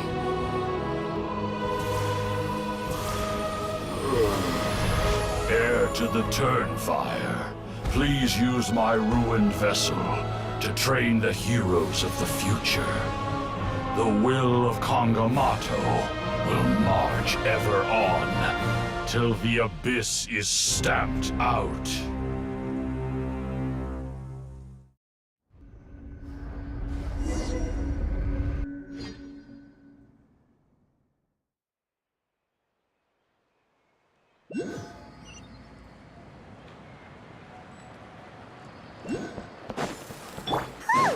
Pretty eventful day yesterday, huh? Paimon wonders how things are doing now. Let's go ask the chief! Traveler, you've come at just the right time. I have some good news for you. Trinidad's condition is stabilized. He suffered burns on much of his body, but we believe he'll survive. Guess that's the best news we could hope for.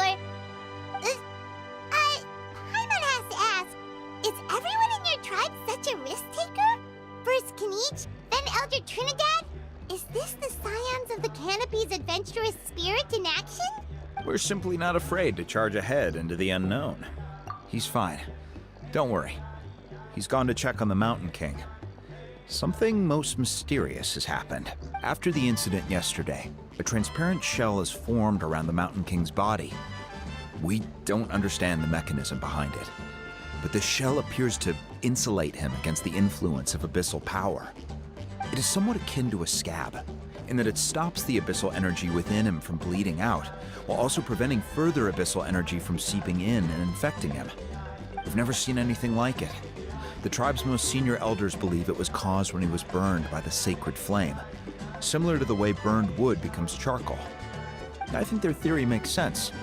After all, we've never thrown the Mountain King directly into the sacred flame before. Wow. So it's made a barrier against abyssal energy? That's a good thing, right? It's practically a miracle from what we've seen of it so far. It means that the Mountain King's level of abyssal energy is now stable. No longer will we need to perform an annual cleansing ceremony. Wow. That's amazing! I know what you're thinking. The young people in the tribe are already speculating that yesterday's ceremony was a Turnfire night like none other in our history, because you and Kinich, you summoned the very flame that appears in our ancient legends. A great transparent ball of fire, and that fire is what saved the Mountain King. Whoa! So that was the real Turnfire?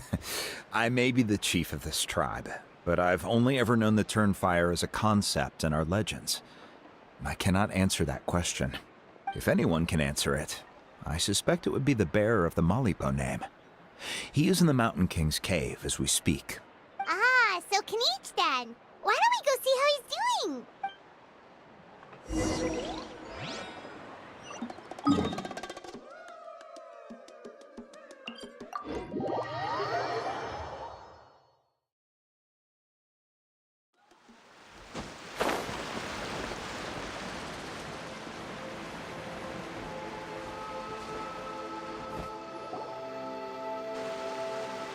Hey, Kinich! Hey yourselves. You two doing okay after yesterday? We were gonna ask you the same question. You scared Paimon half to death when you rushed into the fire. Sorry, I couldn't just stand and watch the Mountain King get burned alive. So you thought you'd try and extinguish the sacred flame with Dendro? Or is that an attempt to make the almighty Dragon Lord Kahula die of laughter? The sacred flame only possesses a fraction of the Pyro Archon's power. It's not as if I was fighting the Pyro Archon herself. Kinich, when you went into the flames, were you intending to, Intending to what? do the same thing as Burkina? Sacrifice myself? Of course not. My focus was on keeping the Mountain King alive, not on what it would cost. But now I'm curious. What made you think I was going to sacrifice myself? Well, because everyone's saying the Turnfire is what saved the king last night. And Ponche's theory was that summoning the Turnfire is a tit-for-tat exchange, right? So, Paimon thought you decided to pay for it with your life. So you've heard that rumor too. I'm afraid I can't say for sure. What happened yesterday was a first for me too. Well, even if you don't know, there's probably no one in the world who does. What I would say is, if that really was the power of the Turnfire, I'd sooner believe that the Mountain King summoned it himself. The Mountain King? Then, what price did he pay? The core meaning of price is not atonement or compensation, but what you're willing to give up in order to obtain what you want. It's easy to die for your sins. Much harder to live with the guilt and keep on going. In the end, the Mountain King chose the latter option. For Burkina and for the tribe. That's the price he paid. Alright, so how is the Mountain King doing now? Health-wise, there's nothing to worry about. He'll enter a fighting stance whenever we set foot in his territory. But his attacks are gentler now and not as crazed as before. Like he said yesterday, he just intends to be a sparring partner for people to practice with. Yeah, I tried communicating with him again, but he didn't respond. We dare say that Locust King has well and truly lost its mind. The lights are on, but nobody is home. Its body remains fighting fit thanks to the perverse power of the Abyss, but time has been less kind to its soul. It was ground to a pulp long ago. But we saw him come back to his senses yesterday. That was merely one last burst of brain activity before it croaked. As you humans would say, it went out with a bang. Oh, come on! Stop being such a doomer. Paimon bets the Mountain King has finally let go of the tragedies of the past now, and is focusing on moving forward. That's why he doesn't have time to chat with us. He's too busy thinking about the future. Well, at least it means my fellow tribespeople can move forward now, too. Thank you for your help, Traveler. I owe you one. Yeah, that's right. You caught Enjo for us, remember? But he ended up being completely useless. It's not a fair trade if you lost out. That's on him. It's not your fault he's useless. Besides, we're friends now. You don't owe us anything. Friends? But your friendship is an even more valuable gift. I can't in good conscience accept it for free. So promise me, if you need anything in the future, you'll come to me. For you, I'll do anything.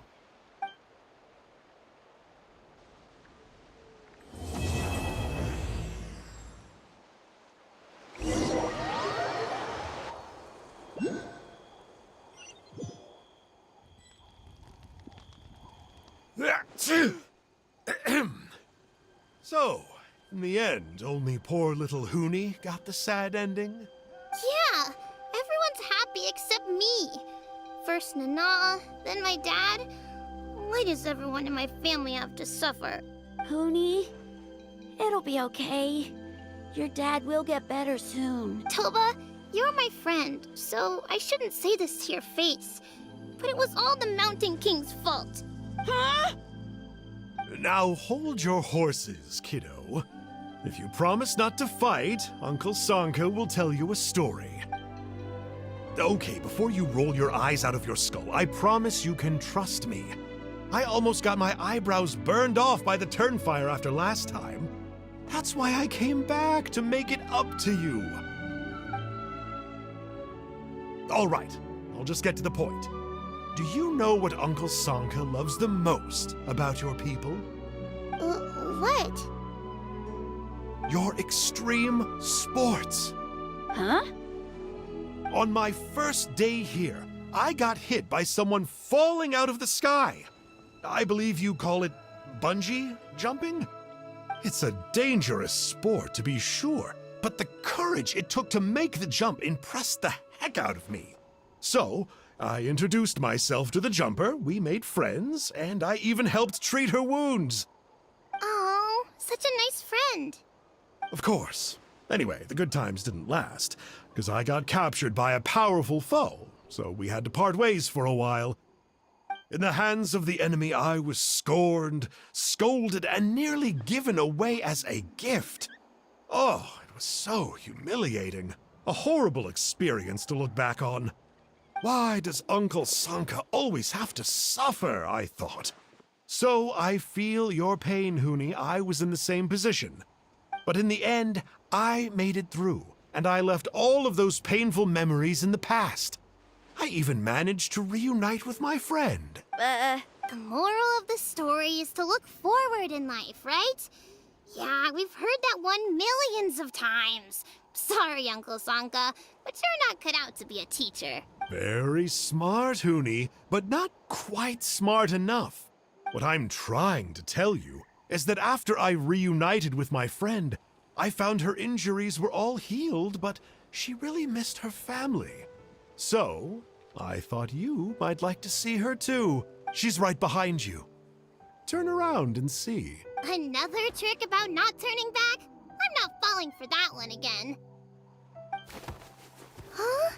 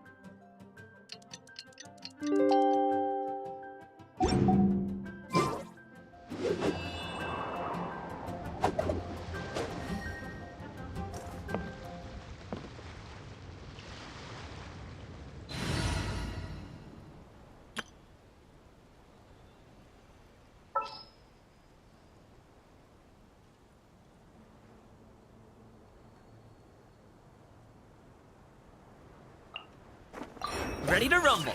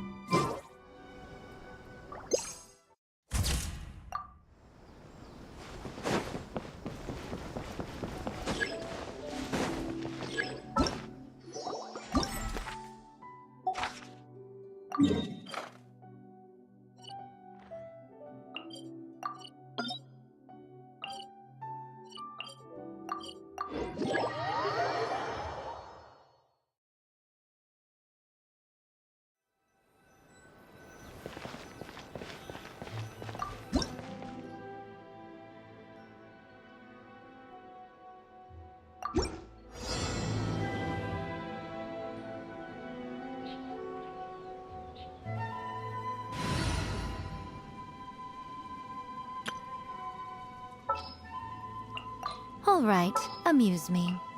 The campaign begins. I await your instruction.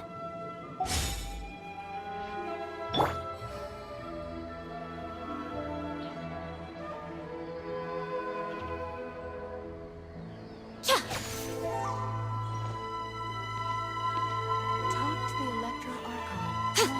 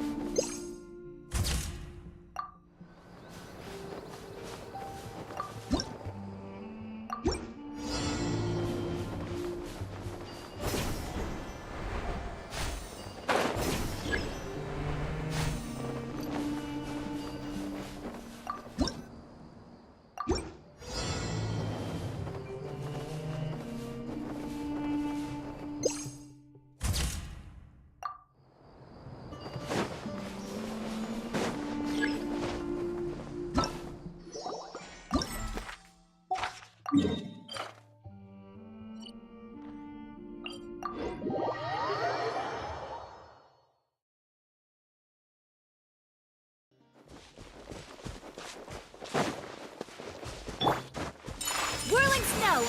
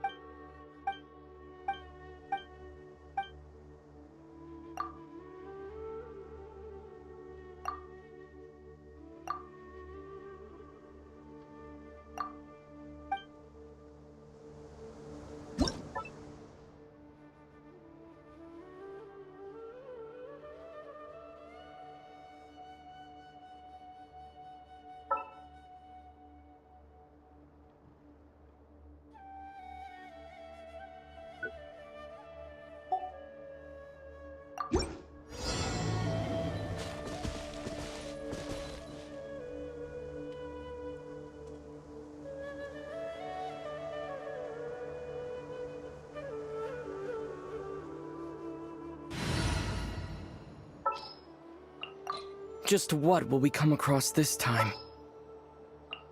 Oh, is it time for me to join you?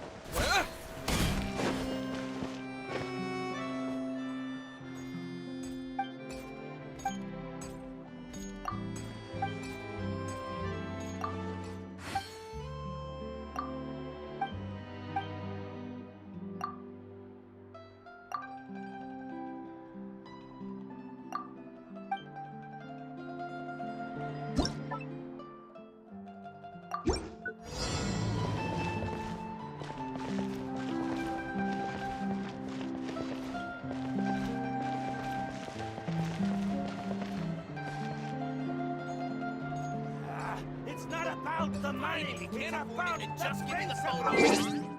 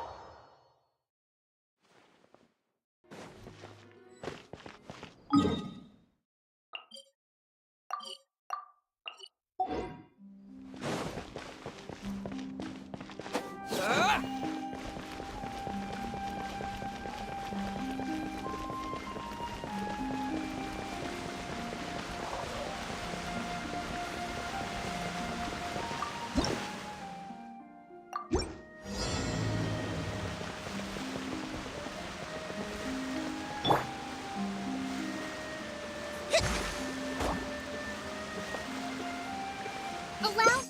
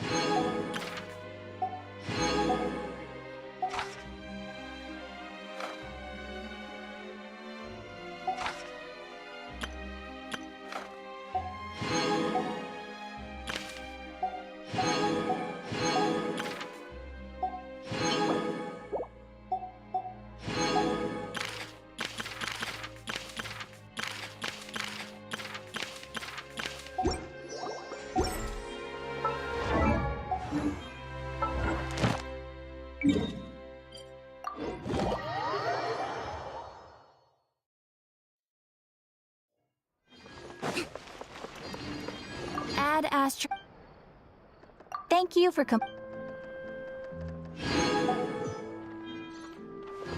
Ad Astra.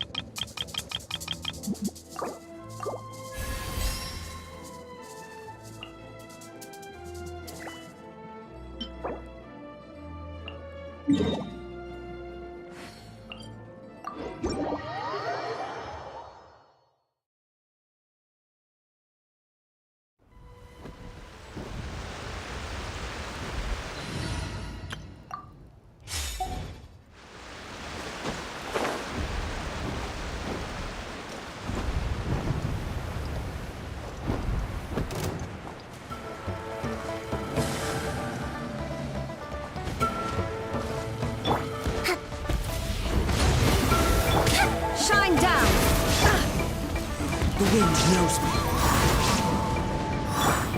Now ye shall perish!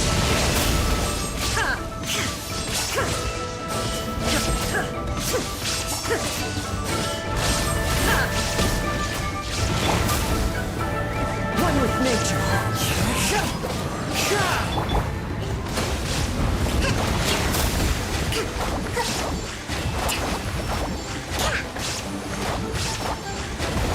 Wind strike.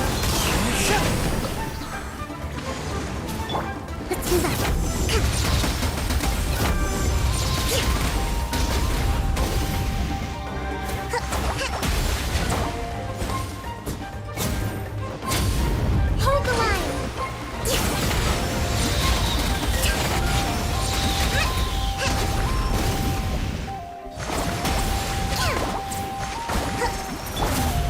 Illusion shattered. Fallen leaves, adorn my night. Inazuma shines eternal.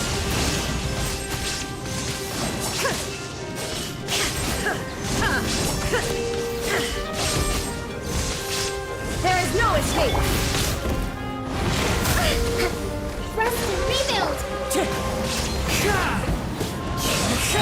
Clouds high, the birds call.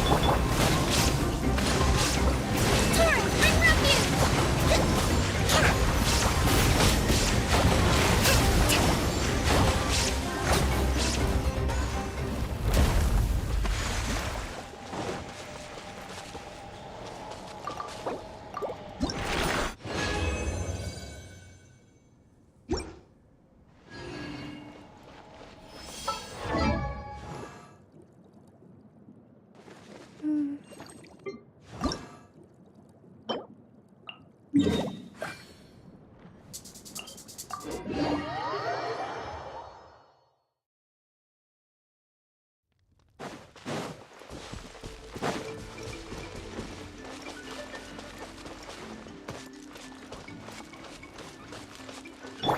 Wind strider.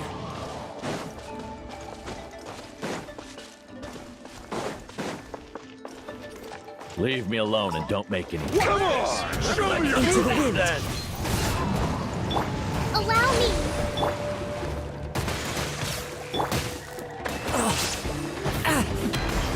The wind knows me. As one with wind and cloud. Shine down!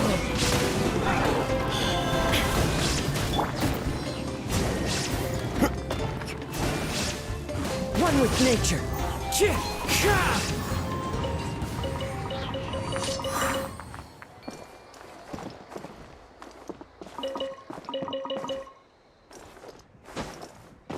Time to go.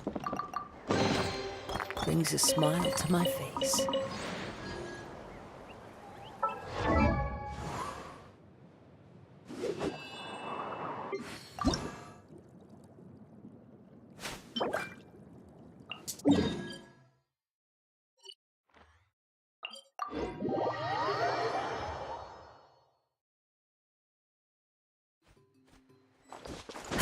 Follow the wind.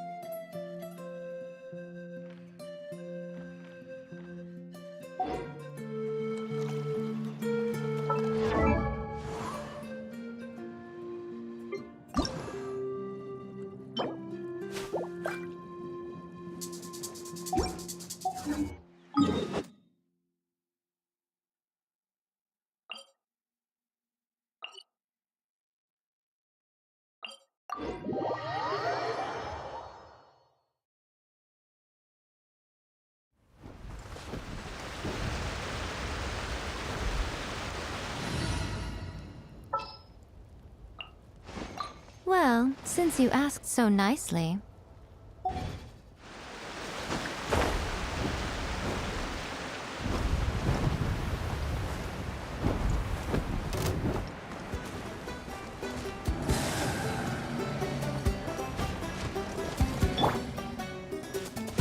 There is no escape! Emerge, right now. Hold the line! Into the wind. Fallen leaves, adorn my night! Now you shall perish!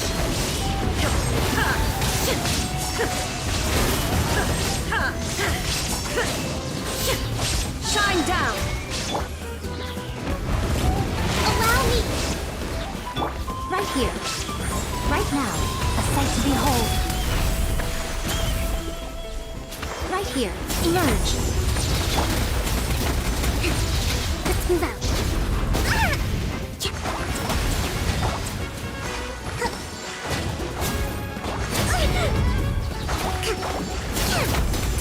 Hold the line!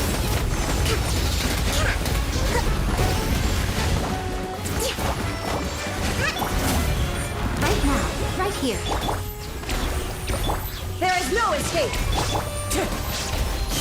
Clouds high, the birds call! Inazuma shines eternal!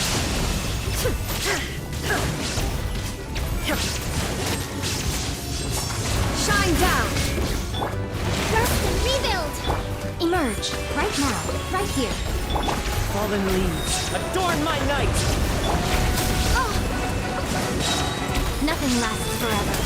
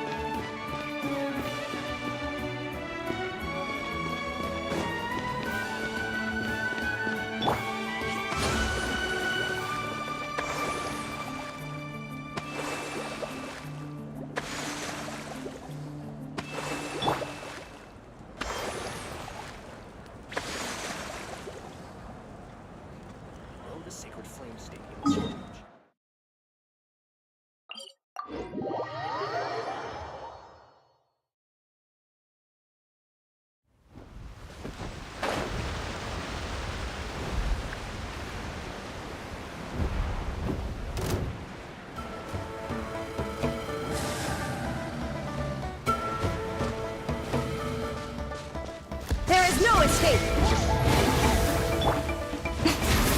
Right now, right here, emerge. Allow me! Right now, emerge.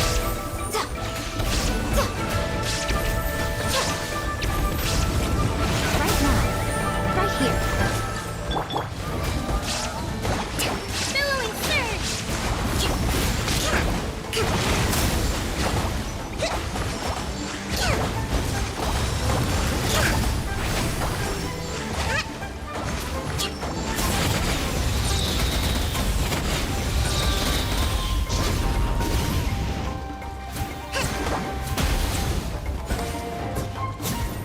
Hold the line!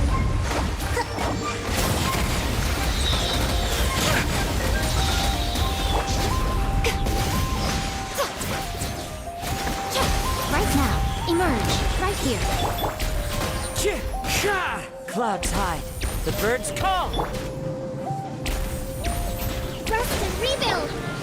Shine down. Now you shall perish.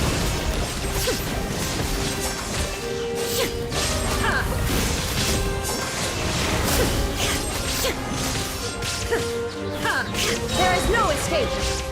Hold the line! Fallen leaves, adorn my night. I'm always watching. Torn to oblivion.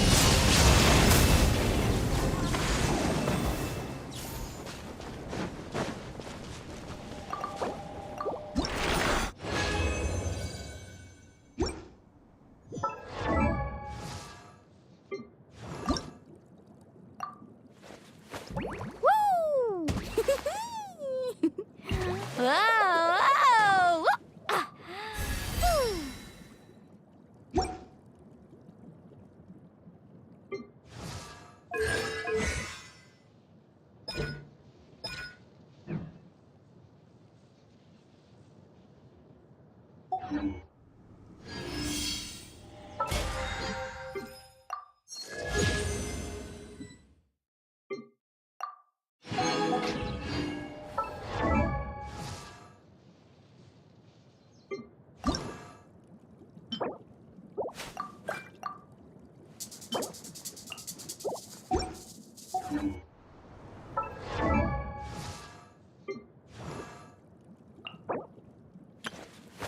Whoa!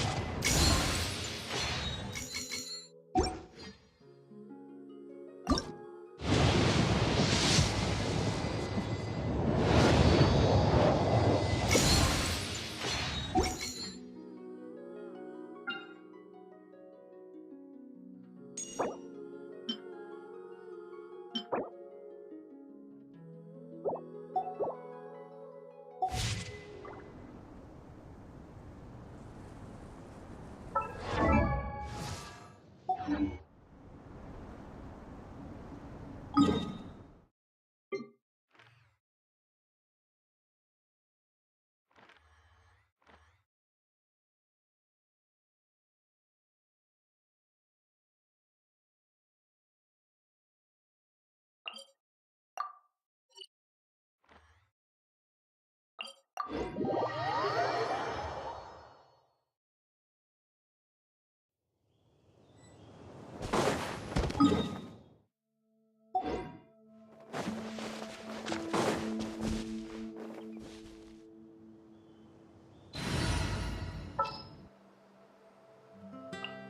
Oh, is it time for me to...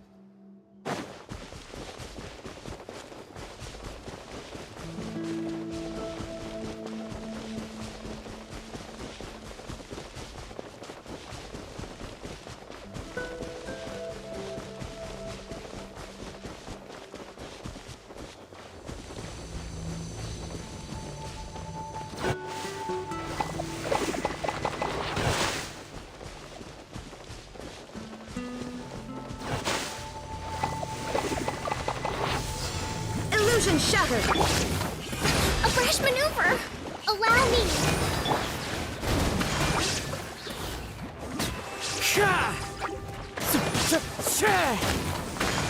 Clouds high. The birds call. Shine down! The wind knows me.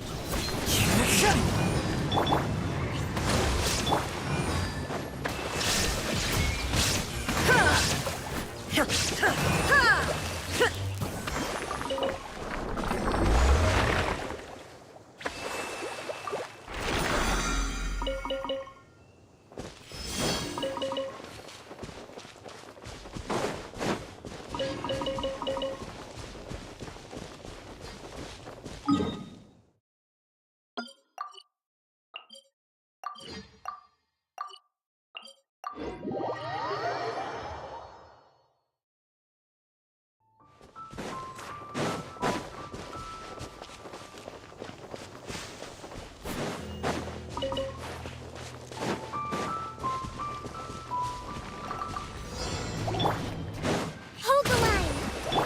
Illusion shattered! One with nature. Rest and rebuild!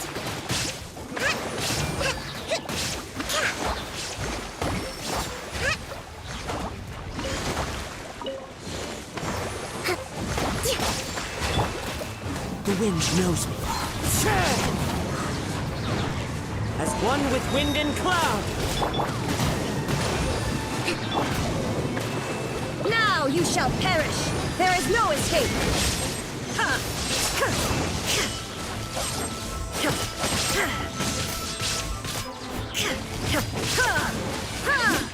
Wind strider.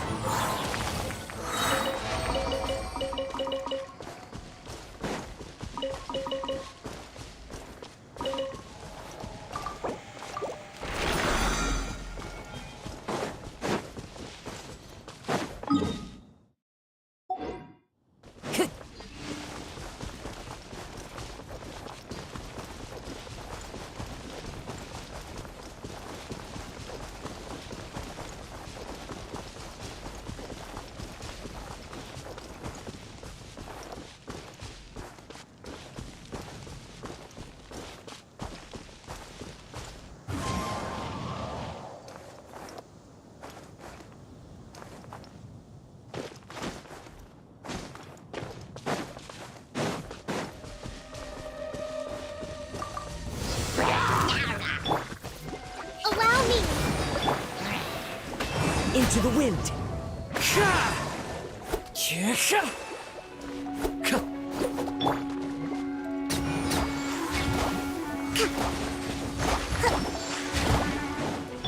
Illusion shattered! One with nature. Clouds hide. The birds call.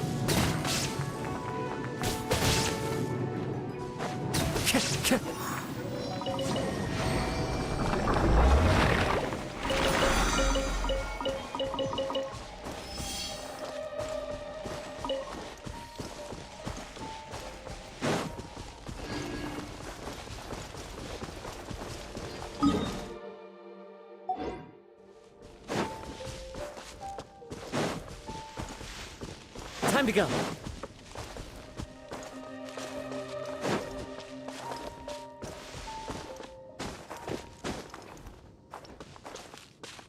The wind knows me.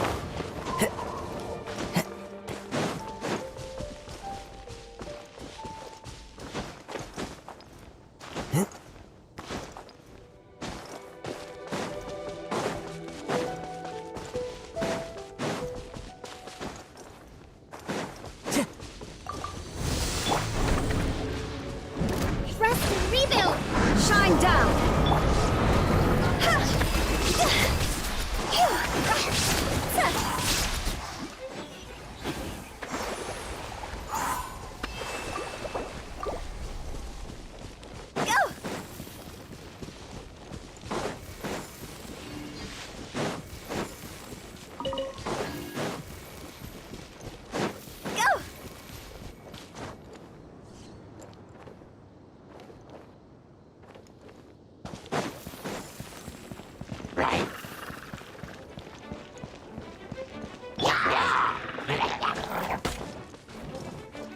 Into the wind.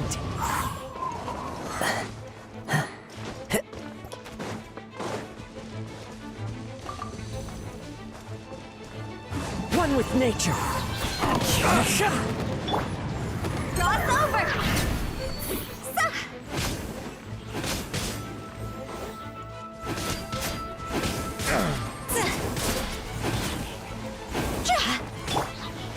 Into the wind.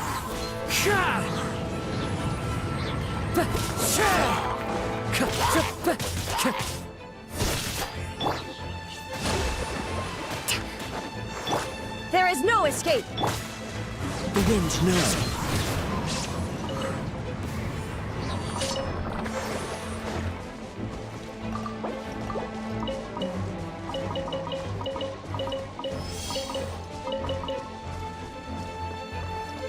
One with nature.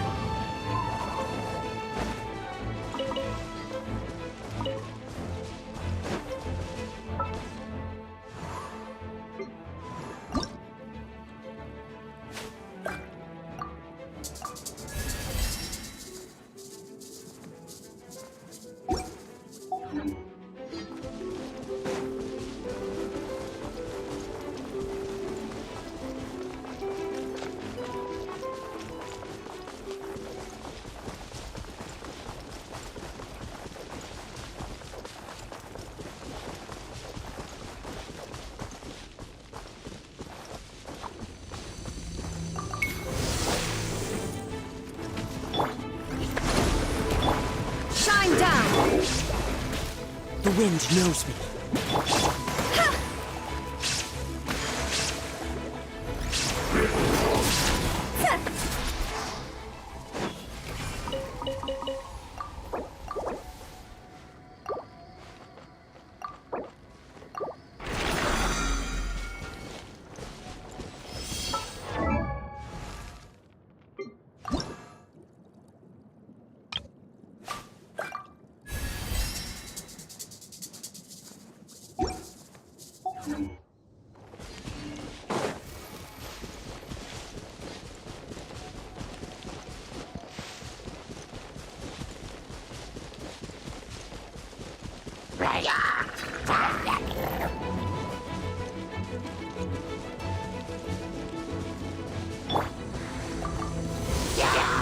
Into the wind.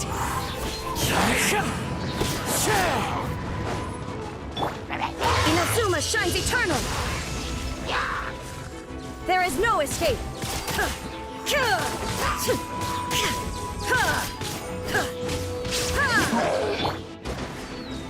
One with nature.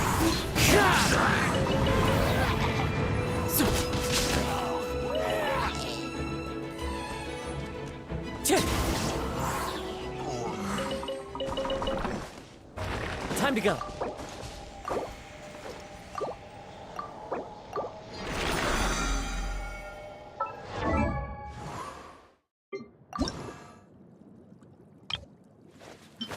Woo!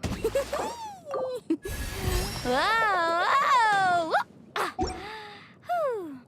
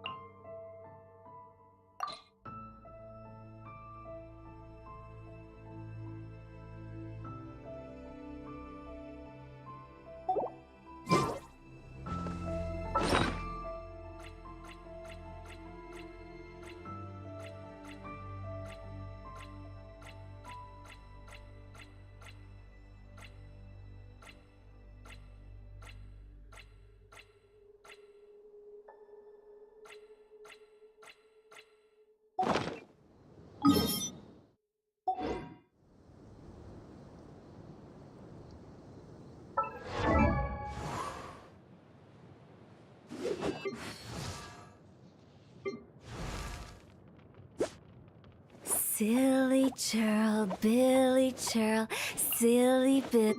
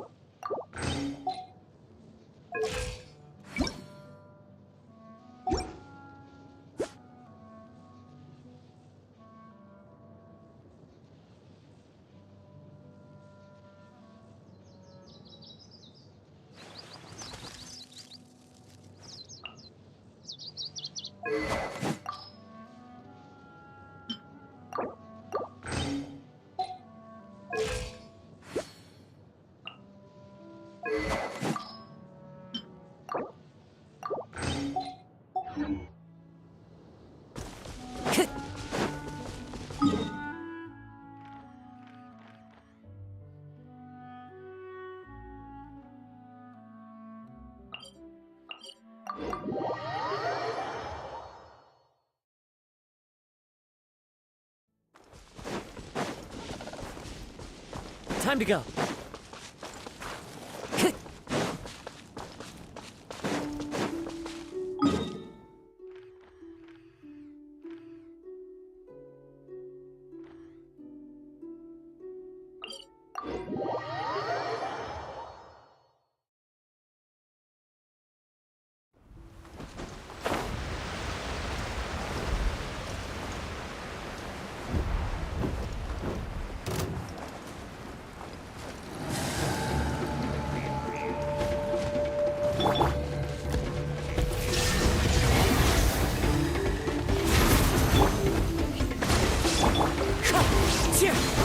Fallen leaves, adorn my night! Now you shall perish!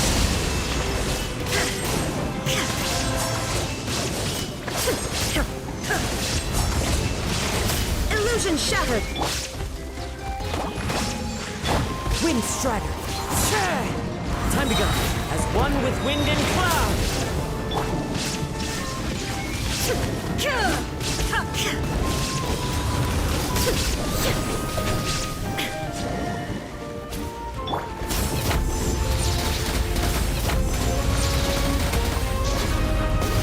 Allow me!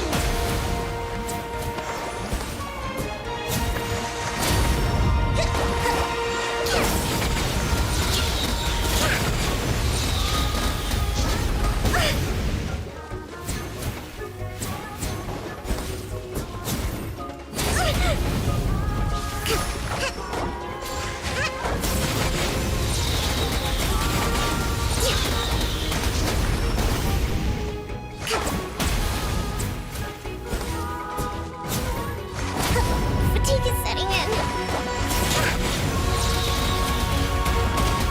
Rest and rebuild. There is no escape!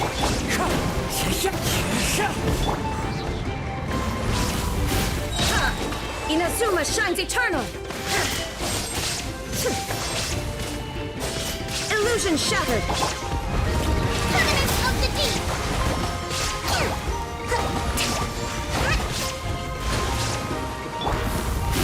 Shine down! Fallen leaves, adorn my night! There is no escape! Ha!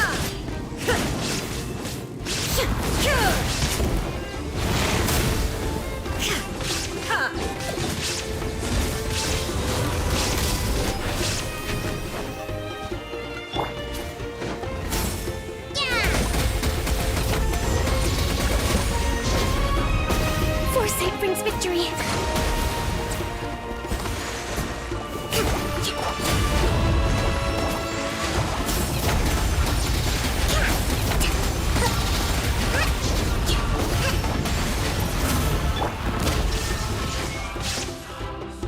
Torn to oblivion!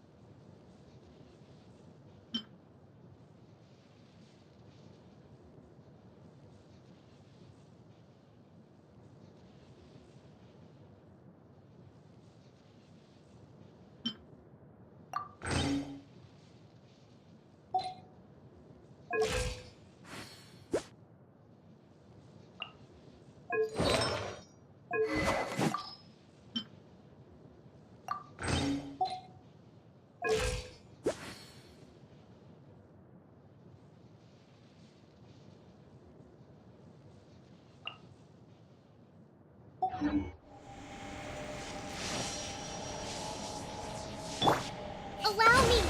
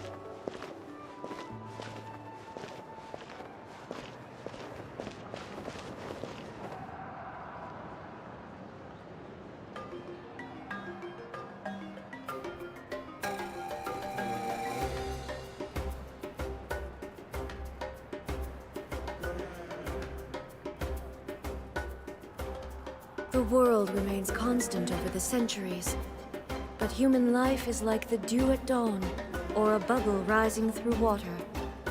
Transitory,